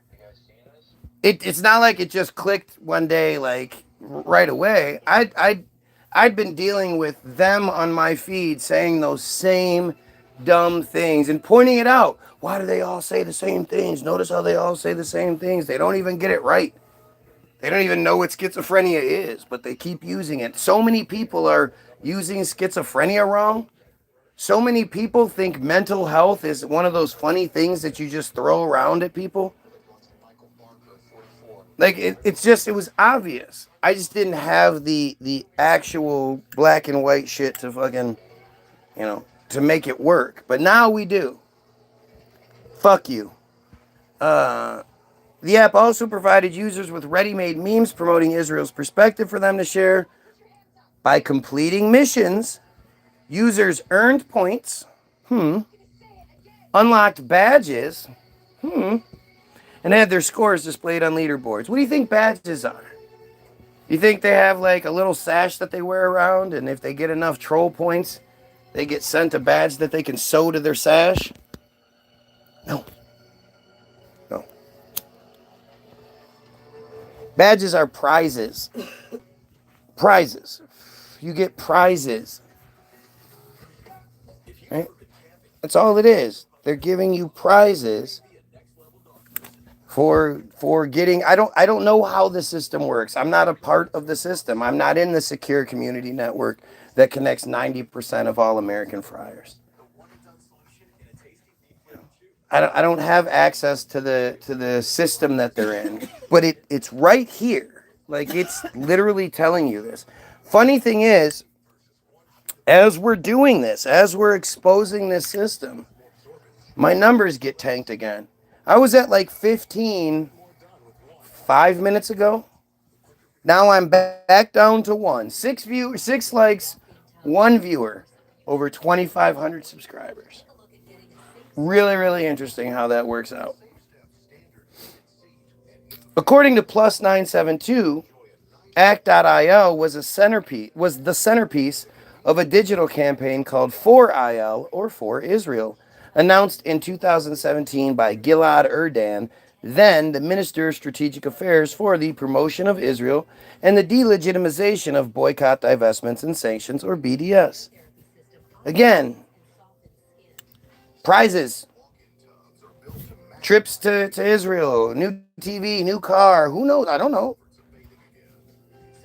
The Act.il app would assign users missions. They said it twice.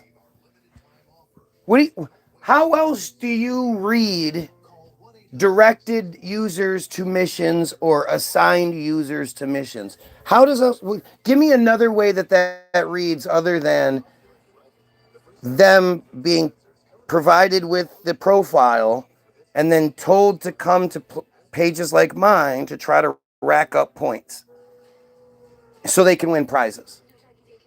Please, I mean, you're devil's advocate. You're always picking little things. Tell me something else that could be. No idea. Nothing, right? It doesn't. I can think. Like, there's. It doesn't make sense any other way. I have 3, 4 viewers, whatever. 2 of them happen to be just random friars or that are just here and they're mad, but they're not actually going to say anything of merit. They're just going to say the same bullshit that so many other fake profiles have said. That's just, they're just what? Some dumb hive mind? The friar people all just one hive that all just happen to think the same way, and none of them seem to care. Like, I keep saying, I'm the guy that thinks the number one issue in the world is that we need to start protecting friar children over anyone else in this world. We need to protect their children. And there's no support from them in this. I'm making them special. Assign users missions to challenge social media posts it considered to be critical of Israel or in favor of the BDS movement. Read that to me another way. Erdan called it an iron dome of truth. Act.io was a joint project of the private Israeli university IDC Herzliya and the US-based Israeli-American Council. The Maccabee Task Force, one of Sheldon Adelson's foundations, is a major funder of Act.io.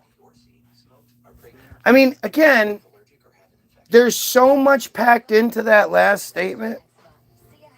From the Sheldon Adelson connection, the Israel Hayom, the Miriam Sheldon and Miriam Adelson and Trump, and just so much is behind this Maccabee task force.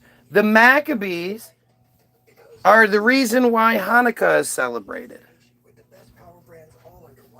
And Hanukkah is celebrated it's a celebration of circumcision. That's it. It's the craziest narrative. And they always get mad when I talk about it. Why? It's your shit. It's not mine. You tell me which part I'm getting wrong. You know? Supposedly they weren't allowed to worship on the Sabbath and they had to work. Like, when you think about it from the perspective of, say they make up 0.183% of the world's population, 2% of the population, and you're the business owner. And just like today, often Saturdays are your busiest days. Like if you're a restaurant or something like that, Saturdays are your killing it days. You're telling me that employees should be allowed to not have to work on that day because of their religious bullshit that only affects them is very supremacist and And as a business owner, I'm supposed to accommodate that. You can't work on the busiest day of the week, on top of all the other stupid things you won't do, and blah blah blah. Does that even sound reasonable to anybody? Like if you were a business owner and somebody came in and told you were like, yeah, we work 6 days a week here, Sunday's a day off. You might not have to work every Saturday, but you're going to have to work a lot of them. And they were like, no, I'm not working on Saturdays. How many of you would be like, okay, let me accommodate you? Now I'm down to 0.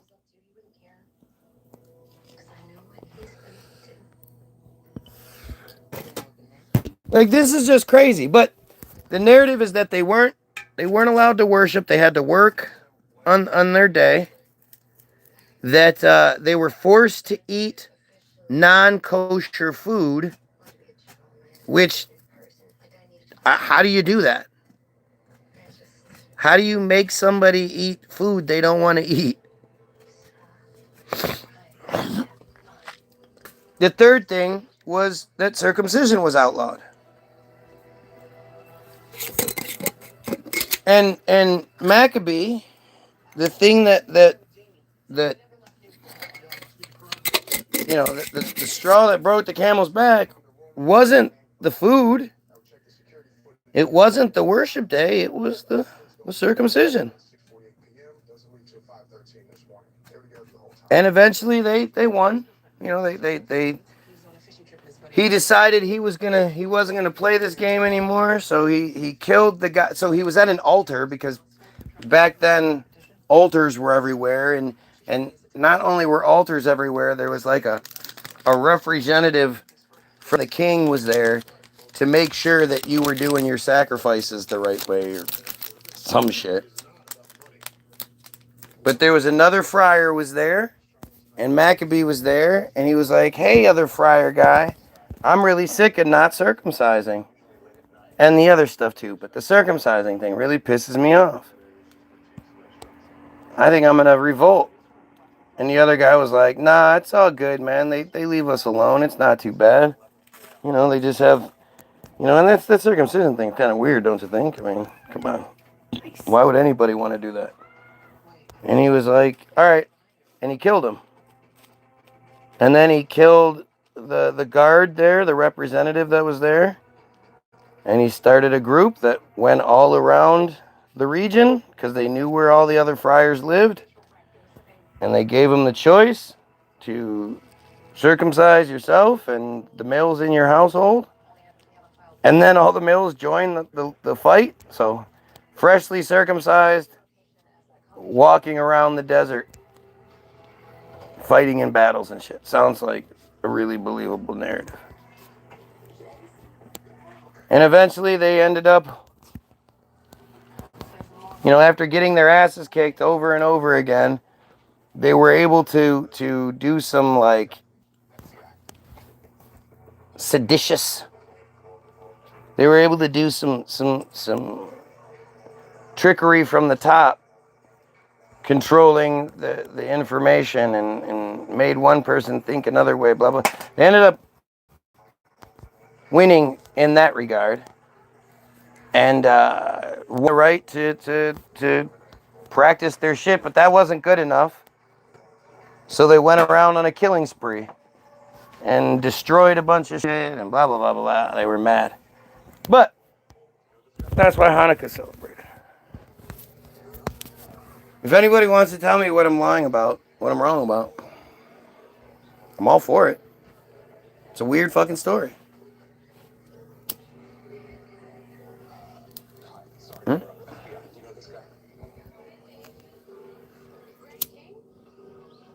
See what I mean? It's so hard to talk about any one piece of this without bringing in a whole bunch of other little pieces, which is maybe part of the design, right? Because if you look at it all individually, it's atrocious. But I guess you can sort of bounce things around. I don't know. I'm trying to make the excuses for other people's fucking subservitude and stupidity. You know, that's sort of the thing that I always argue about with my wife. She's talking about Abby. It's like, yeah, but I did it. If I can do it, or I did do it, why didn't you? I'm not special. I'm not smarter than, right? That's what you guys always tell me. I'm not better than. So why is it for the last, 6 years, since January of 2020, when I made the declaration that I would no longer be focused on all the distractions as much and much more focused on, at the time it was cutting off Israel and using that money to fund pedophile hunter groups, government pedophile hunter groups, $3.8 billion a year. But I started digging more, and I had been looking. I just made the declaration because, I had already been going down that path. So for a good 10 plus years, I've been saying these things to you. And I've seen it for a really long time. It's like me looking at the chemtrails and you looking at them and me going, man, that's fucked up. And you going, what? No, that's pretty, especially when the sunset happens and you get all those crazy colors that you don't normally get. Well, like Abby Martin she's better than I am, right?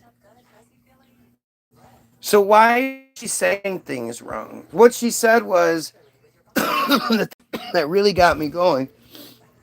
Thing that was really grinds my gears is when she said Israel has gone full fascist, which implies that there was a time when they weren't. And that time was, I guess, recently. I don't know. I don't know what she's sort of implying there. But like, and she talked about, and it's obvious that a two-state solution is not. If you're somebody that's a proponent of the two-state solution, you're not saying the right thing. That's not. You don't just give somebody else's land by force, killing them and then getting severe joy out of making them suffer for 70 some plus years. One of the things that I've said, and I've never heard anybody else point this out, is that Israel could have easily taken Palestine entirely all those years ago. And by now, nobody would even talk about it anymore. Right? 80 years later almost, nobody be talking about that shit. 78 years later, nobody be talking about it. It would come up in history lessons and shit like that periodically, and they'd be like, yeah, the Palestinians were basically some nomadic tribes that got removed from the area, and and then they were there, and that's all they would do. Right? Why didn't they? Why did they? I mean, if you look at it from the top, sure looks like a pen, doesn't it? Like a livestock pen. And let's just say your cult required numerous examples of sacrifice. Blood libels. Which again would explain why such a heavily Muslim area had such a large Christian presence. Especially among those in the pen. But if you were a farmer, you were a cow farmer, and you wanted a hamburger that night. Let's say you wanted your whole family to have hamburgers. Let's say you wanted your entire village to have hamburgers for a big celebration. Would you kill all of your cows? Especially when you knew that, like, killing all of your cows would be way overkill. And nobody you'd have hundreds of hamburgers at that point, extra. Everybody would have to eat 4 or 5 hamburgers for it to all work out. Would you do that? And then never have hamburgers again? Or would you selectively, kill whatever cow was necessary? And if somebody didn't get a burger that time, oh well, they'll get one next time. You're not going to go just start slaughtering cows so people can have burgers, right? No, that's not sustainable.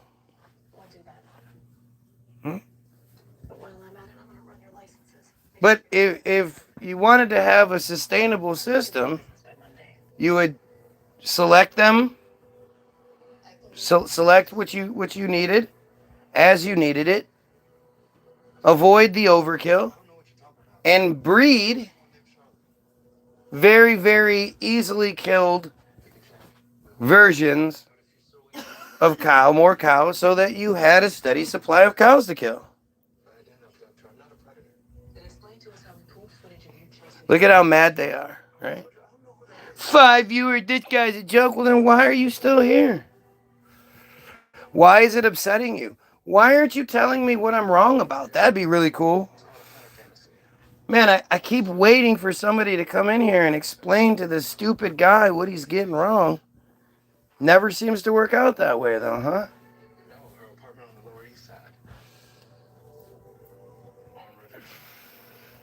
Blood libels. That word, like anti-Semitism, had been hijacked a while ago. Anti-Semitism was hijacked a long time ago. Initially coined to oppose, Semitism means policy or predisposition favorable to friars. Policy is rules and regulations. Predisposition's even more fucked up, because that's like if your mom's family all has cancer, then even if you live like this perfect life, you take really good care of yourself, you eat good food, blah blah blah, you have a predisposition to cancer. You're likely to get cancer. That's what predisposition is. It's genetic programming for the most part.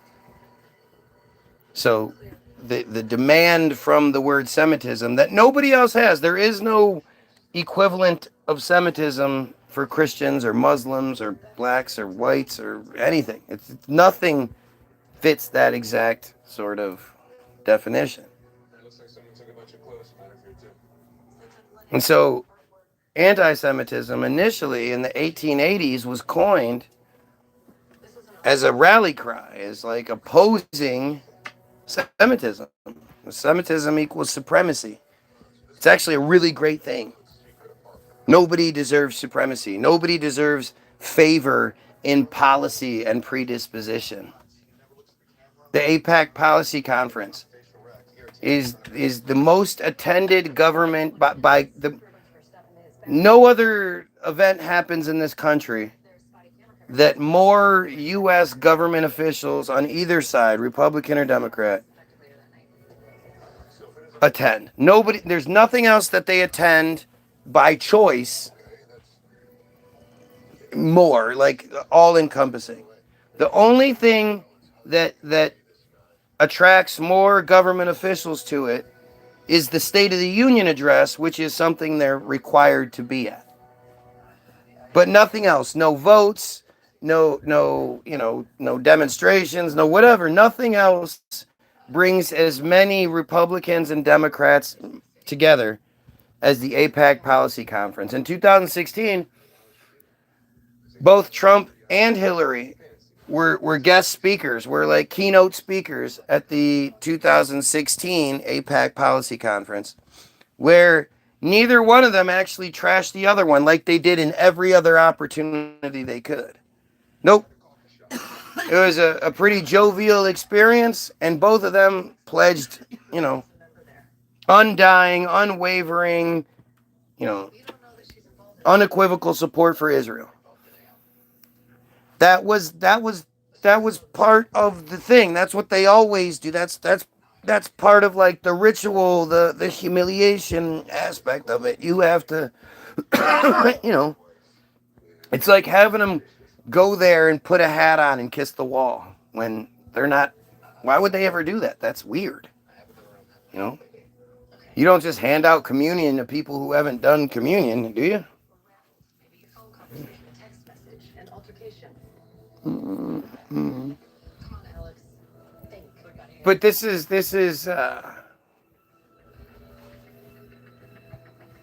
Semitism. Anti-Semitism was stolen at some point. I don't know when, and flipped and turned into this really strange word, because like anti-Semitic means a different thing. Anti-Semitic would mean you are anti-Semitic people. And the Palestinians are the Semitic people. They're the ones who, it's why DNA testing is banned in Israel. Right? All those 23andMe's and all that shit, all banned in Israel. Gee, I wonder why they want you to do it. But those that do get tested, 95% of them, study came out recently, 95% of the friars in Israel do not have any Semitic blood. They come from Ukraine. They come from Poland. They come from Europe. They come from America. They are not Semitic people. That's why they're like allergic to the whole place. You know, they don't thrive in that environment because it's not their natural environment.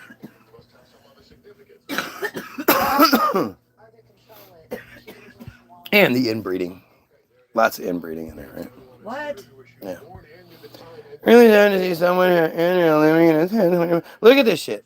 It's like, again, I do a video about something for a couple hours, and that means I have it in my head 24/7, and it's so sad to say. Like, this is, instead of addressing what's being said, we have some ad hominem. And unlike me, who literally will address what's being said, like, this is the best they can do. They're not going to come up with something better than what I'm saying. So anti-Semitism was hijacked just like blood libel was hijacked. If you look up what blood libel means, it's really fucking crazy. Let the puppy out. I think that's brakes. Hey, let the dog out. Thanks, bud. I think that's somebody's brakes.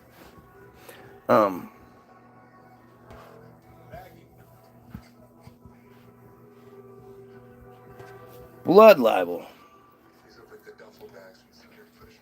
So blood libel or ritual murder libel, also blood accusation, is an anti-Semitic trope which falsely accuses friars of murdering Christians in order to use their blood in the performance of religious rituals. That's what that phrase means. So why is it every time somebody says something about what they do, you get guys like Netanyahu going, oh, that's a blood libel. You can't say that.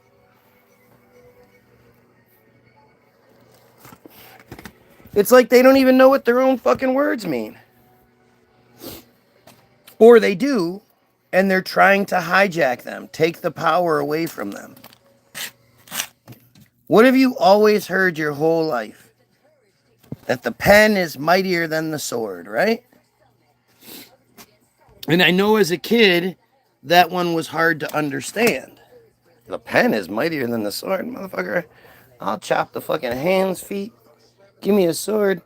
I'll show you who's mighty. That's what you would think. You know, I never played any video games where the pen was the mightiest weapon. But now that you get older, you realize, like, you know, it's the pen that designs the sword. It's the pen that signs the sword into war, right? So words are very, very powerful. If they weren't powerful, they wouldn't use them. If blood libel wasn't a powerful thing, they wouldn't, you know, they wouldn't try to hijack it and then literally flip it. It means something like it somehow now it's an attack against them. Because the narrative that they're trying to say is that, you know, this one group being accused of this very, very specific act that also happens to coincide with some of their crazy beliefs and was documented so many times, like, so history. Okay, so here you go. Look at how much this is. History just keeps going. Origins in England, continental Europe. All of this keeps going. Renaissance and Baroque period. All those paragraphs are individual examples. In the 19th century, 1821, 1823 to 35, 1840, 1840, 1844, 1851, 53, 1855, that's a long one, 1879, 1882, 1899, Okay, so that was... It's the 19th century here. All these different examples. 19th century, still going, still going. 20th and 21st century, 1903, 1910, 1913, 1928, 1934. Don't know. 1938, 1944 to 46, 1964 to 75, 1986, 2003, 2005, 2005 again, 2007, 2000s, 2010, 2012, 2013, 2013, 2014, 2014. Something 2019, 2020, 2022, 2025. All of these so many examples of not just but something that has spanned the test of time. Like, even with the best efforts to destroy or hide things in history, these narratives have persisted and continued for 1,000+ years. And every single one of those was fake.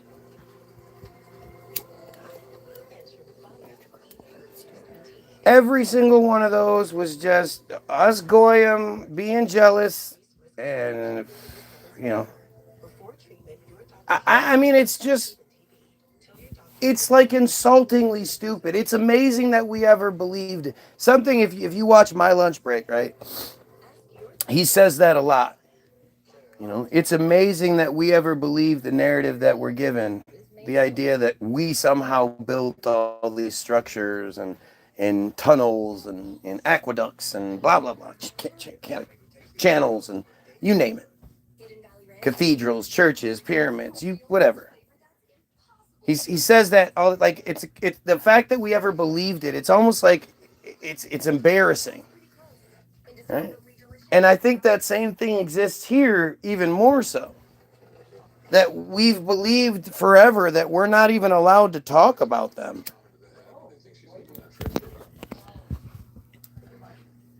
You know, it's really fucking crazy.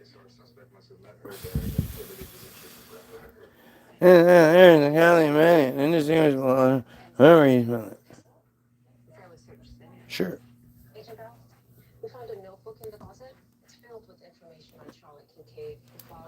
How come you never ever see a friar come in here and be like, hey, you know, what you're saying about us is pretty strong, and it's pretty hurtful. So, I want to do what I can to prevent you from saying those things again. And I know that, telling on you is not going to do it. The only way that you'll ever stop saying it is if the things that you've been falsely believe, get shown to you to be false. And I'm here to answer whatever questions you may have. How come that's never fucking happened? Never. Why do they always just go to whatever crazy lengths they can, which end up proving the point? They end up proving my point better than I ever could.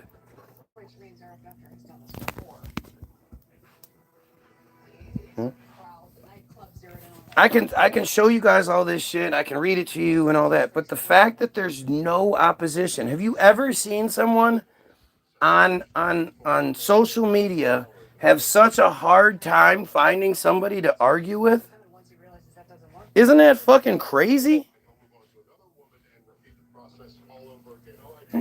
Why is it so difficult to find somebody to engage in the argument?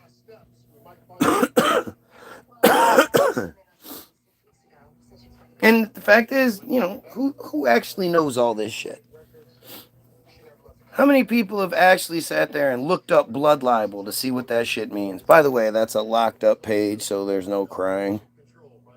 Anybody can just edit what they want. No, they can't.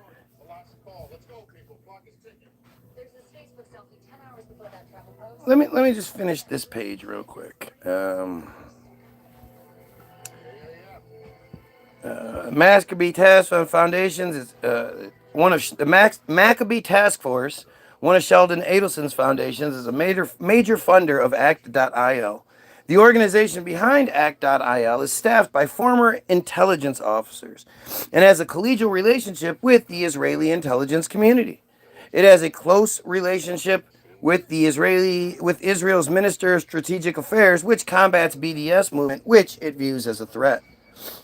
This used to be the last paragraph, right? He used to say, according to Mendowitz, an email sent in March, look, I'm back down to zero. An email sent in March 2002 to the app's users announced that the app would be shut down, but that users should continue to interact with ACT.IL's content on its other social media platforms. So basically, while they orchestrated the October 7th bullshit, got it all set up, and they just didn't want the paper trail.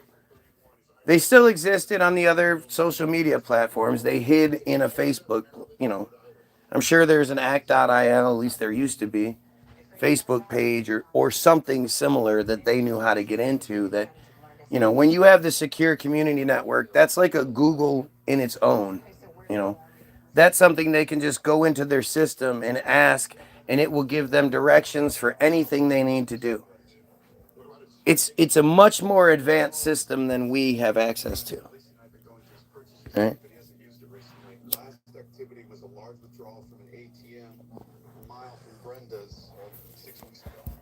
Now it ends with the application was relaunched in early 2026 under the name Rise App, RISE, capital APP, all one word, with the former ACT.IL owners partnering with Reichman University for the release and also transferring the former ACT.IL user base, 40,000 plus, to the new service. That was added like 6 weeks ago. Guys, tell me what I'm getting here. Tell me what's wrong here.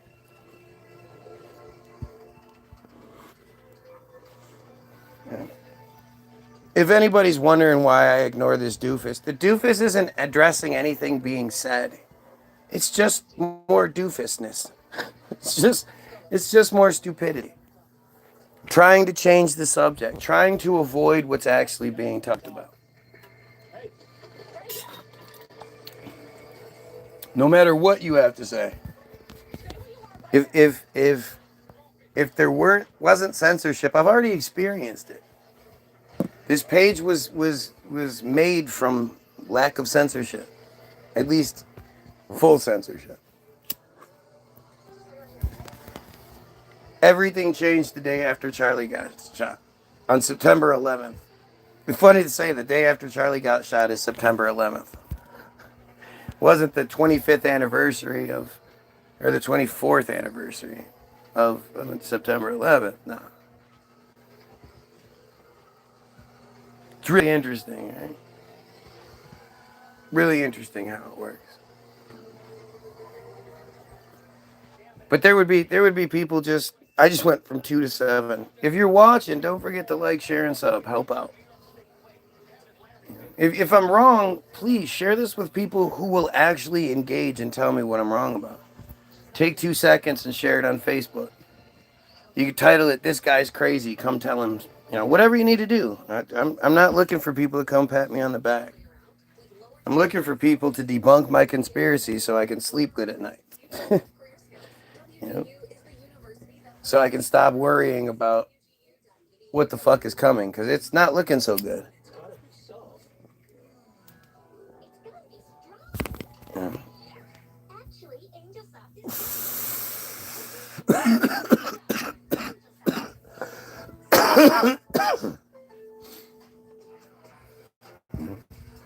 Anybody who's not on the bandwagon, it's like, what are you talking about? What's the motivation here? This guy, as soon as I came on, he was like, "Oh my God, where have you been? Oh, it's been a week. Oh, I'm so glad you're..." Within minutes of me being live. Just so grateful that I'm here, because now he has his purpose. He can try to get some points. And I do think there's another piece to this.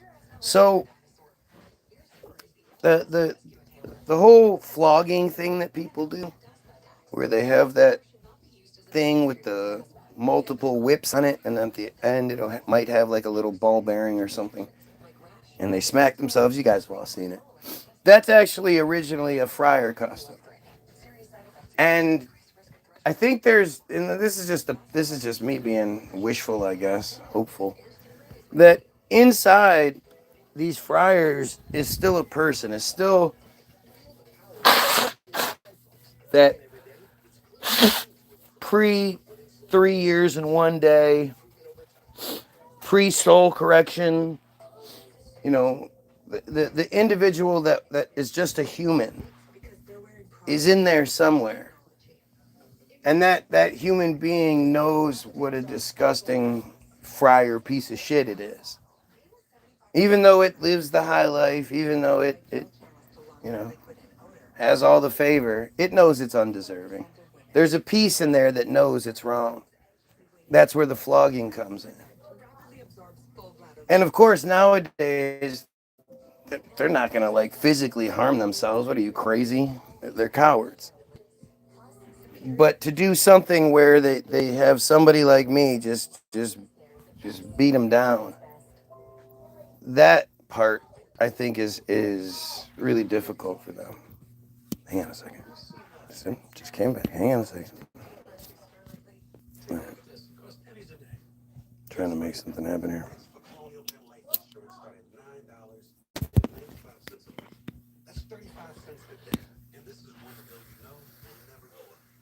Now this is always a crazy situation to sort of see and witness and experience. You never see anything like this. You see guys like Ian Carroll who are allowed to do all kinds of things. They're allowed to say, they're allowed to exist in ways that don't really make sense. Like, why are they allowed to say things that everybody else isn't? Hang on a second.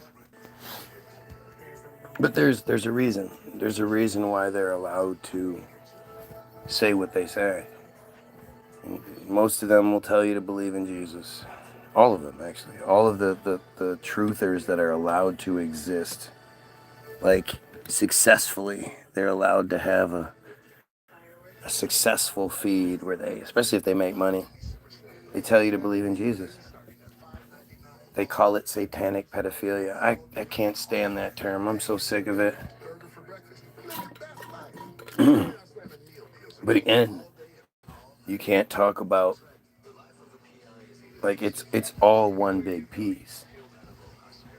How many of you understand that the Gulf War was about pedophilia? Was to cover for pedophilia. Just like if I tell you that the Gulf War was the exact same situation we're in right now, where the United States is at war with a Middle Eastern country to cover for the fact that the pedophiles were getting exposed. You're going to tell me I'm wrong, right? Religion to be an awful thing. Well, you're on the right path.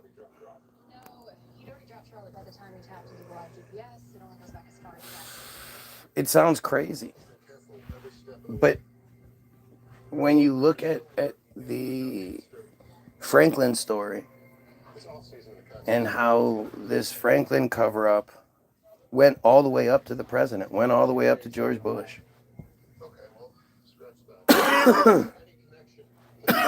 And you understand that once it got to George Bush and the head investigator had the picture evidence that he was going to break the case wide open, they shot down his plane, covered the whole thing up. 2 weeks later, instead of mourning the guy or anything like that, his peers just closed the whole case down. Everything was unfounded. Let's just move on. But it didn't work. People were still like, what the fuck are you talking about? Move on. You shot that with his plane. We don't know why his plane crashed. What are you talking about? They were like, oh yeah, Gulf War. It was less than a month between the head investigator dying in a mysterious plane crash when he had picture evidence of not only Lawrence King, the guy that was in charge of the bank, but a bunch of other people involved in his briefcase. His plane mysteriously falls apart midair and crashes, him and his kid in it. And the briefcase completely disappears. That is just... what are you even talking about? Like, why? There's not a dumbass Christian out there. There's not a Muslim, moron Muslim. There's not a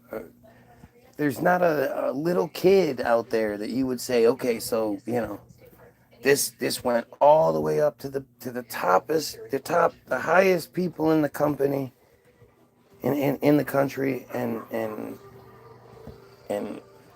when the evidence was found to get everybody in trouble, the guy with the evidence was killed in a mysterious plane crash. Who's gonna be like, no, that's just how that works sometimes. And then the government, instead of looking into the plane crash, instead of mourning his death, anything like that, they hurried up and made all of the trial and everything disappear, went to war, and then spent the next year trying to defame the guy who had died with his son in the plane crash, only to admit a year later that they had no reason to ever do it in the first place.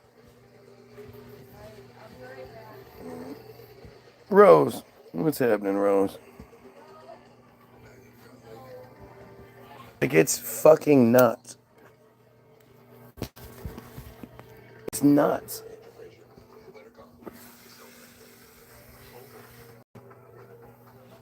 And this is how this is the same game plan.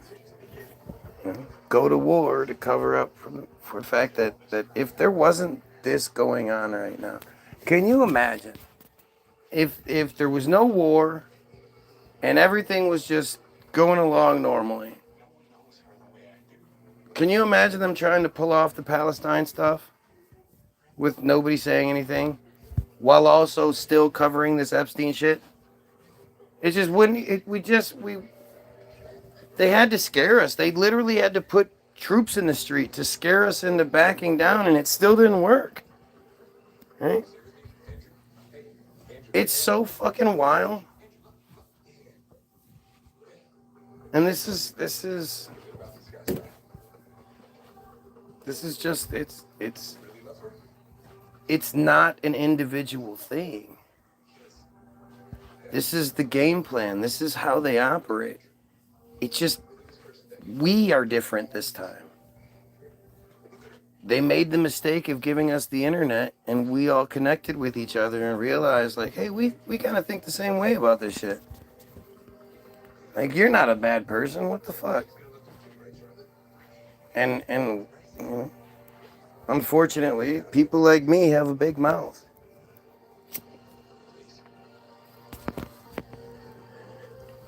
And can read, because it's all I'm doing is reading you guys what they want you to know. Nothing I've talked about is like, outside the hamburgers, nothing is speculation. And the hamburgers thing is only speculation based on what exists. If you can tell me why they didn't just kill the Palestinians when they had the chance, when they were already why didn't they just, what the fuck? Why would they like, okay, we'll give you 14% of your land? The Palestinian partition of 1946, where they offered the Palestinians 44% of their land to give the Israelis 56%, and surprise, surprise, well, not the Israelis, the friars, the soon-to-be Israelis. No surprise, the Palestinians rejected it. Like, how do you even do that? Okay, we'll take the deal. We're going to keep our house, though. You guys are the ones that are going to have to move. Like, how are you going to do that?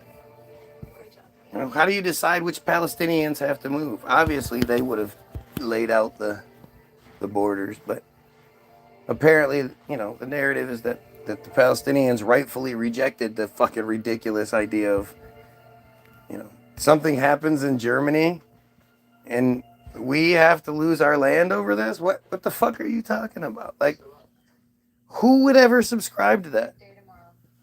What kind of guilt trip could be laid on you that you would go, oh well, okay, yeah, I guess I'll pay for something that somebody else did if it makes you feel better. Would that ever happen? Take her out! Take her outside! That was Broly. Oh, She nipped him. good. No, he got mad. A lot of people who were blind to the world before have slowly become aware that the people in power have been mistreating said power way too much. Yeah, but they're also, they're not looking like, they only look in the comfortable places for them. As soon as it gets to something that makes them uncomfortable, like their own Christianity, they shut down. And that's where the real challenge comes in. You know, there's a like, do people really think that they the solution to the ultimate to make, you know, to overcome the satanic system that control the satanic government that controls everything is by using the churches that they put on every fucking street corner? The religious iconography that's everywhere, the fact that at any point I can change the station and there's a 24-hour religious bullshit on there? Like, that's, they're not giving us the solution, shoving the solution, we're just rejecting it. It's just the solution that they've given us is part of their bullshit, and they're now manipulating it even more and using it even more against us. People are, you know, everybody keeps talking about how, did you see Netanyahu said Jesus and Genghis Khan and they don't let the Christians go to the churches and they're not, who gives a fuck? Do you understand how stupid that is? They're not letting me pray where I want to pray. The fuck is wrong with you? Unfortunately, religion is still pretty powerful pull to people, even when people's lives are at stake. Yeah, well, but that's just it. We have to stop just stopping there and being like, yeah, you're right. We can't, okay, you're right, you are right. But we have to move forward. We have to force them to face these facts and face these realities. And, you know, is this really what you want representing you? Is this is really how you think it all is, and you think their explanation is the right one? And you know, like, it's pretty fucking strange.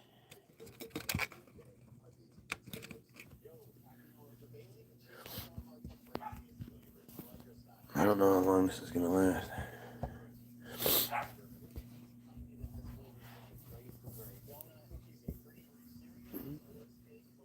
We just have to overcome. People have to overcome their ridiculous fears associated with that programming. You know, this is part of it. And if you can, you know, the thing about, like, me versus you, not you per se, but I'm willing to say, like, okay, I'm wrong. I'm willing to be wrong if you can just show me what I'm wrong about. Are you willing to say the same thing? Can you debunk my perspective? If you can debunk my perspective, then I'm all for your perspective. Because my perspective's fucked up. Makes sense, but it's fucked up. It's not a pleasant one. I don't think any religion is good alternative to even cheap therapy. Just that's what people flock to. Excuse me. Well, yes and no, because, you know, our therapeutic system is based in a different form of friar control. So what constitutes as therapy also has to be adjusted. 0 viewers, 9 likes, 2,500 plus subscribers. And you know there's more than 0 people here because there are people commenting. That makes sense, doesn't it?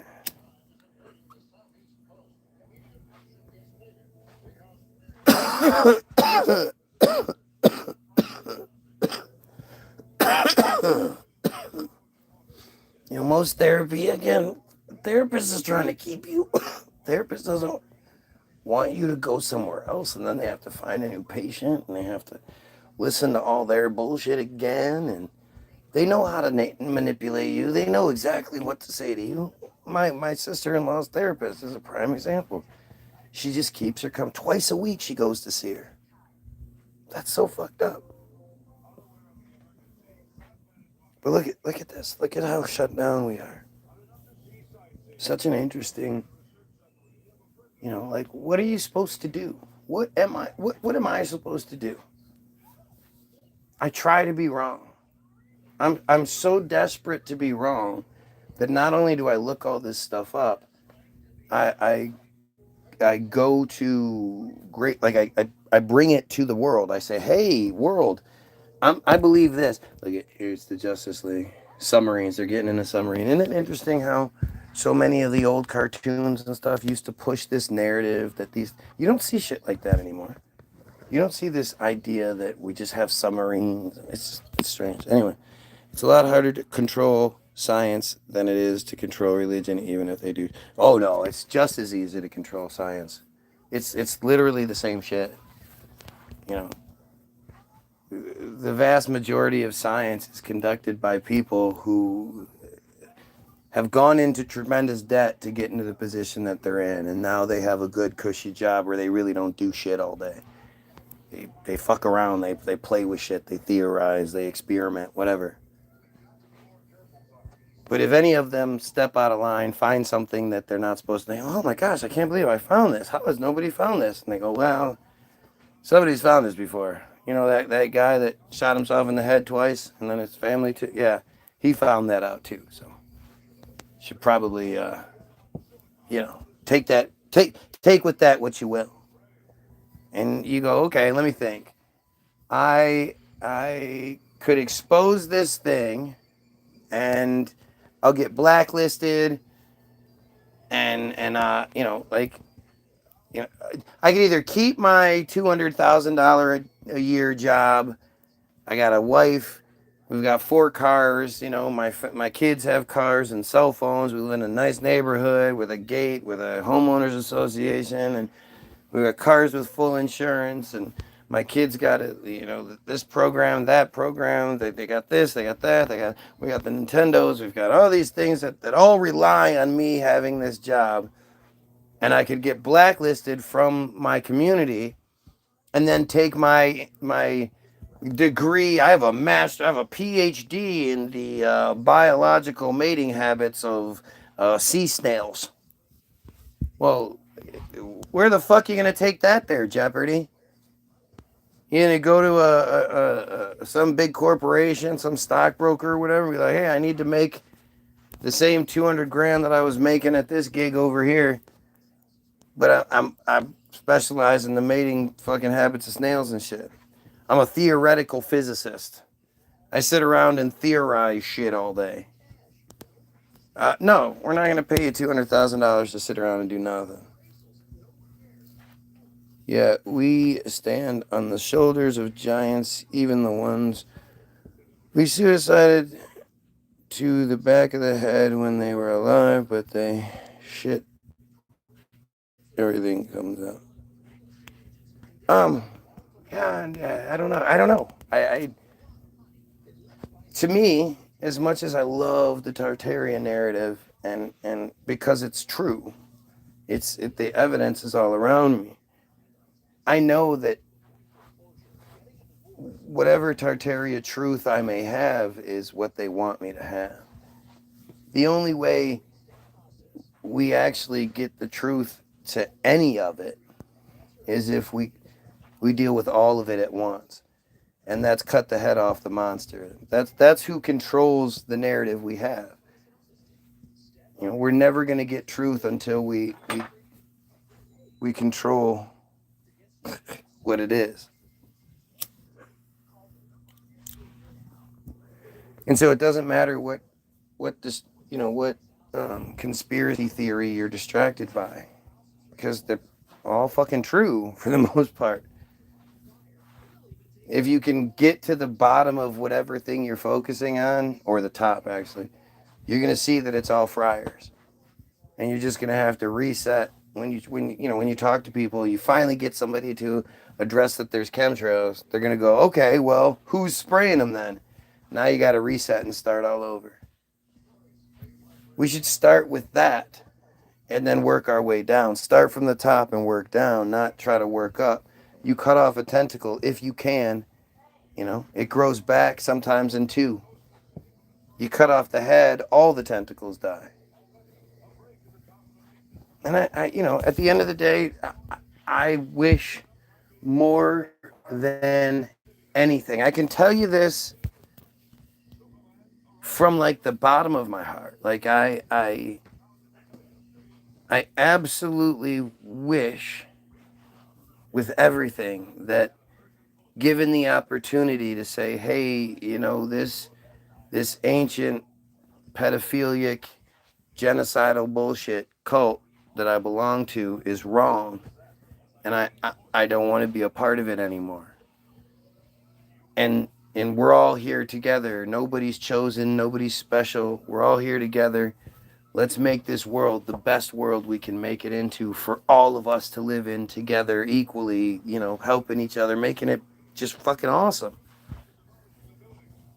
I wish that every single one of them would say that. And I could, when I win in 2028, I could be like, look, you can all stay. I'm so glad to hear that everybody is on the right page. And yep, you that's the leeway, right? That's it. I just figured this out. Right? That's because you're all extremely guilty. You're all guilty of pedophilia at this point. You're all guilty of supporting genocide. You're all guilty of all sorts of abuse and horrible, horrible things. And at the very least, supporting it. And so the accountability that one may have is that from now on, if you do it, there's no tolerance. But the truth is, every single one of you is a victim because it was all done to you and put on you. And I can't begin to truly understand what it's like to grow up in a severely, I can understand what it's like to grow up in an abusive household, but not like that. And knowing what I've experienced and how fucked up that was compared to what you've experienced, it's night and day. But that's the I don't know the word, the payoff. That's the I'm sorry. That's the break that you get. Because you were a victim, you get that chance to leave it behind and not have the accountability that will come to anybody who continues to practice these horrible, horrible things. And that's how I can feel okay about it. Because it is awful. Kick you the fuck out. That's terrible. It sucks. I wish it wouldn't work out that way.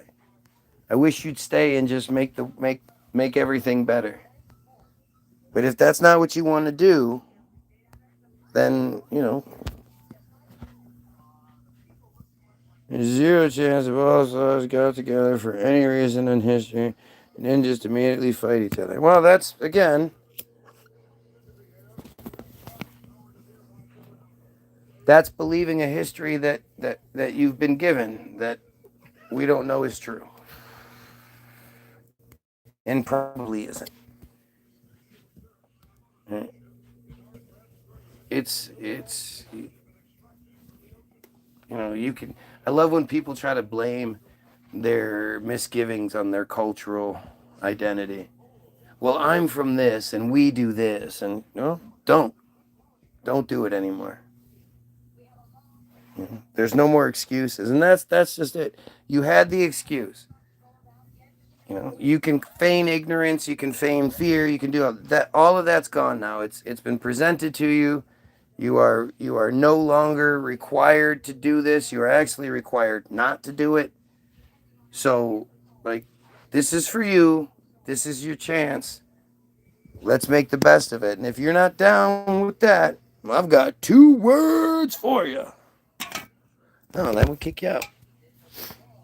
If you don't want to work with everybody, you don't have to. But my shit's going to die. So I appreciate everybody being here. Don't forget to get your free download, www.the-builderberg.group.com. It's free. Enjoy it. Share it with your mom. She'll like it. Just do it. Go watch Hollywoodism, the second link in the description. It's the most important film ever made. It explains why you Goyim think the way you do. Go read the Israel Hayom article. That's the third link. It's the most important article ever written, and it tells you why they think the way they do. It explains why you can have an entire culture full of psychopaths. And I believe the world that we're in, it just keeps showing it. It just keeps proving it. So go check it out. I've got a bunch of receipts in the description, and I hope you have a good day learning. I'll be here tomorrow. Have a great night. Most importantly, you pedophiles, you kill yourself. Wait for it.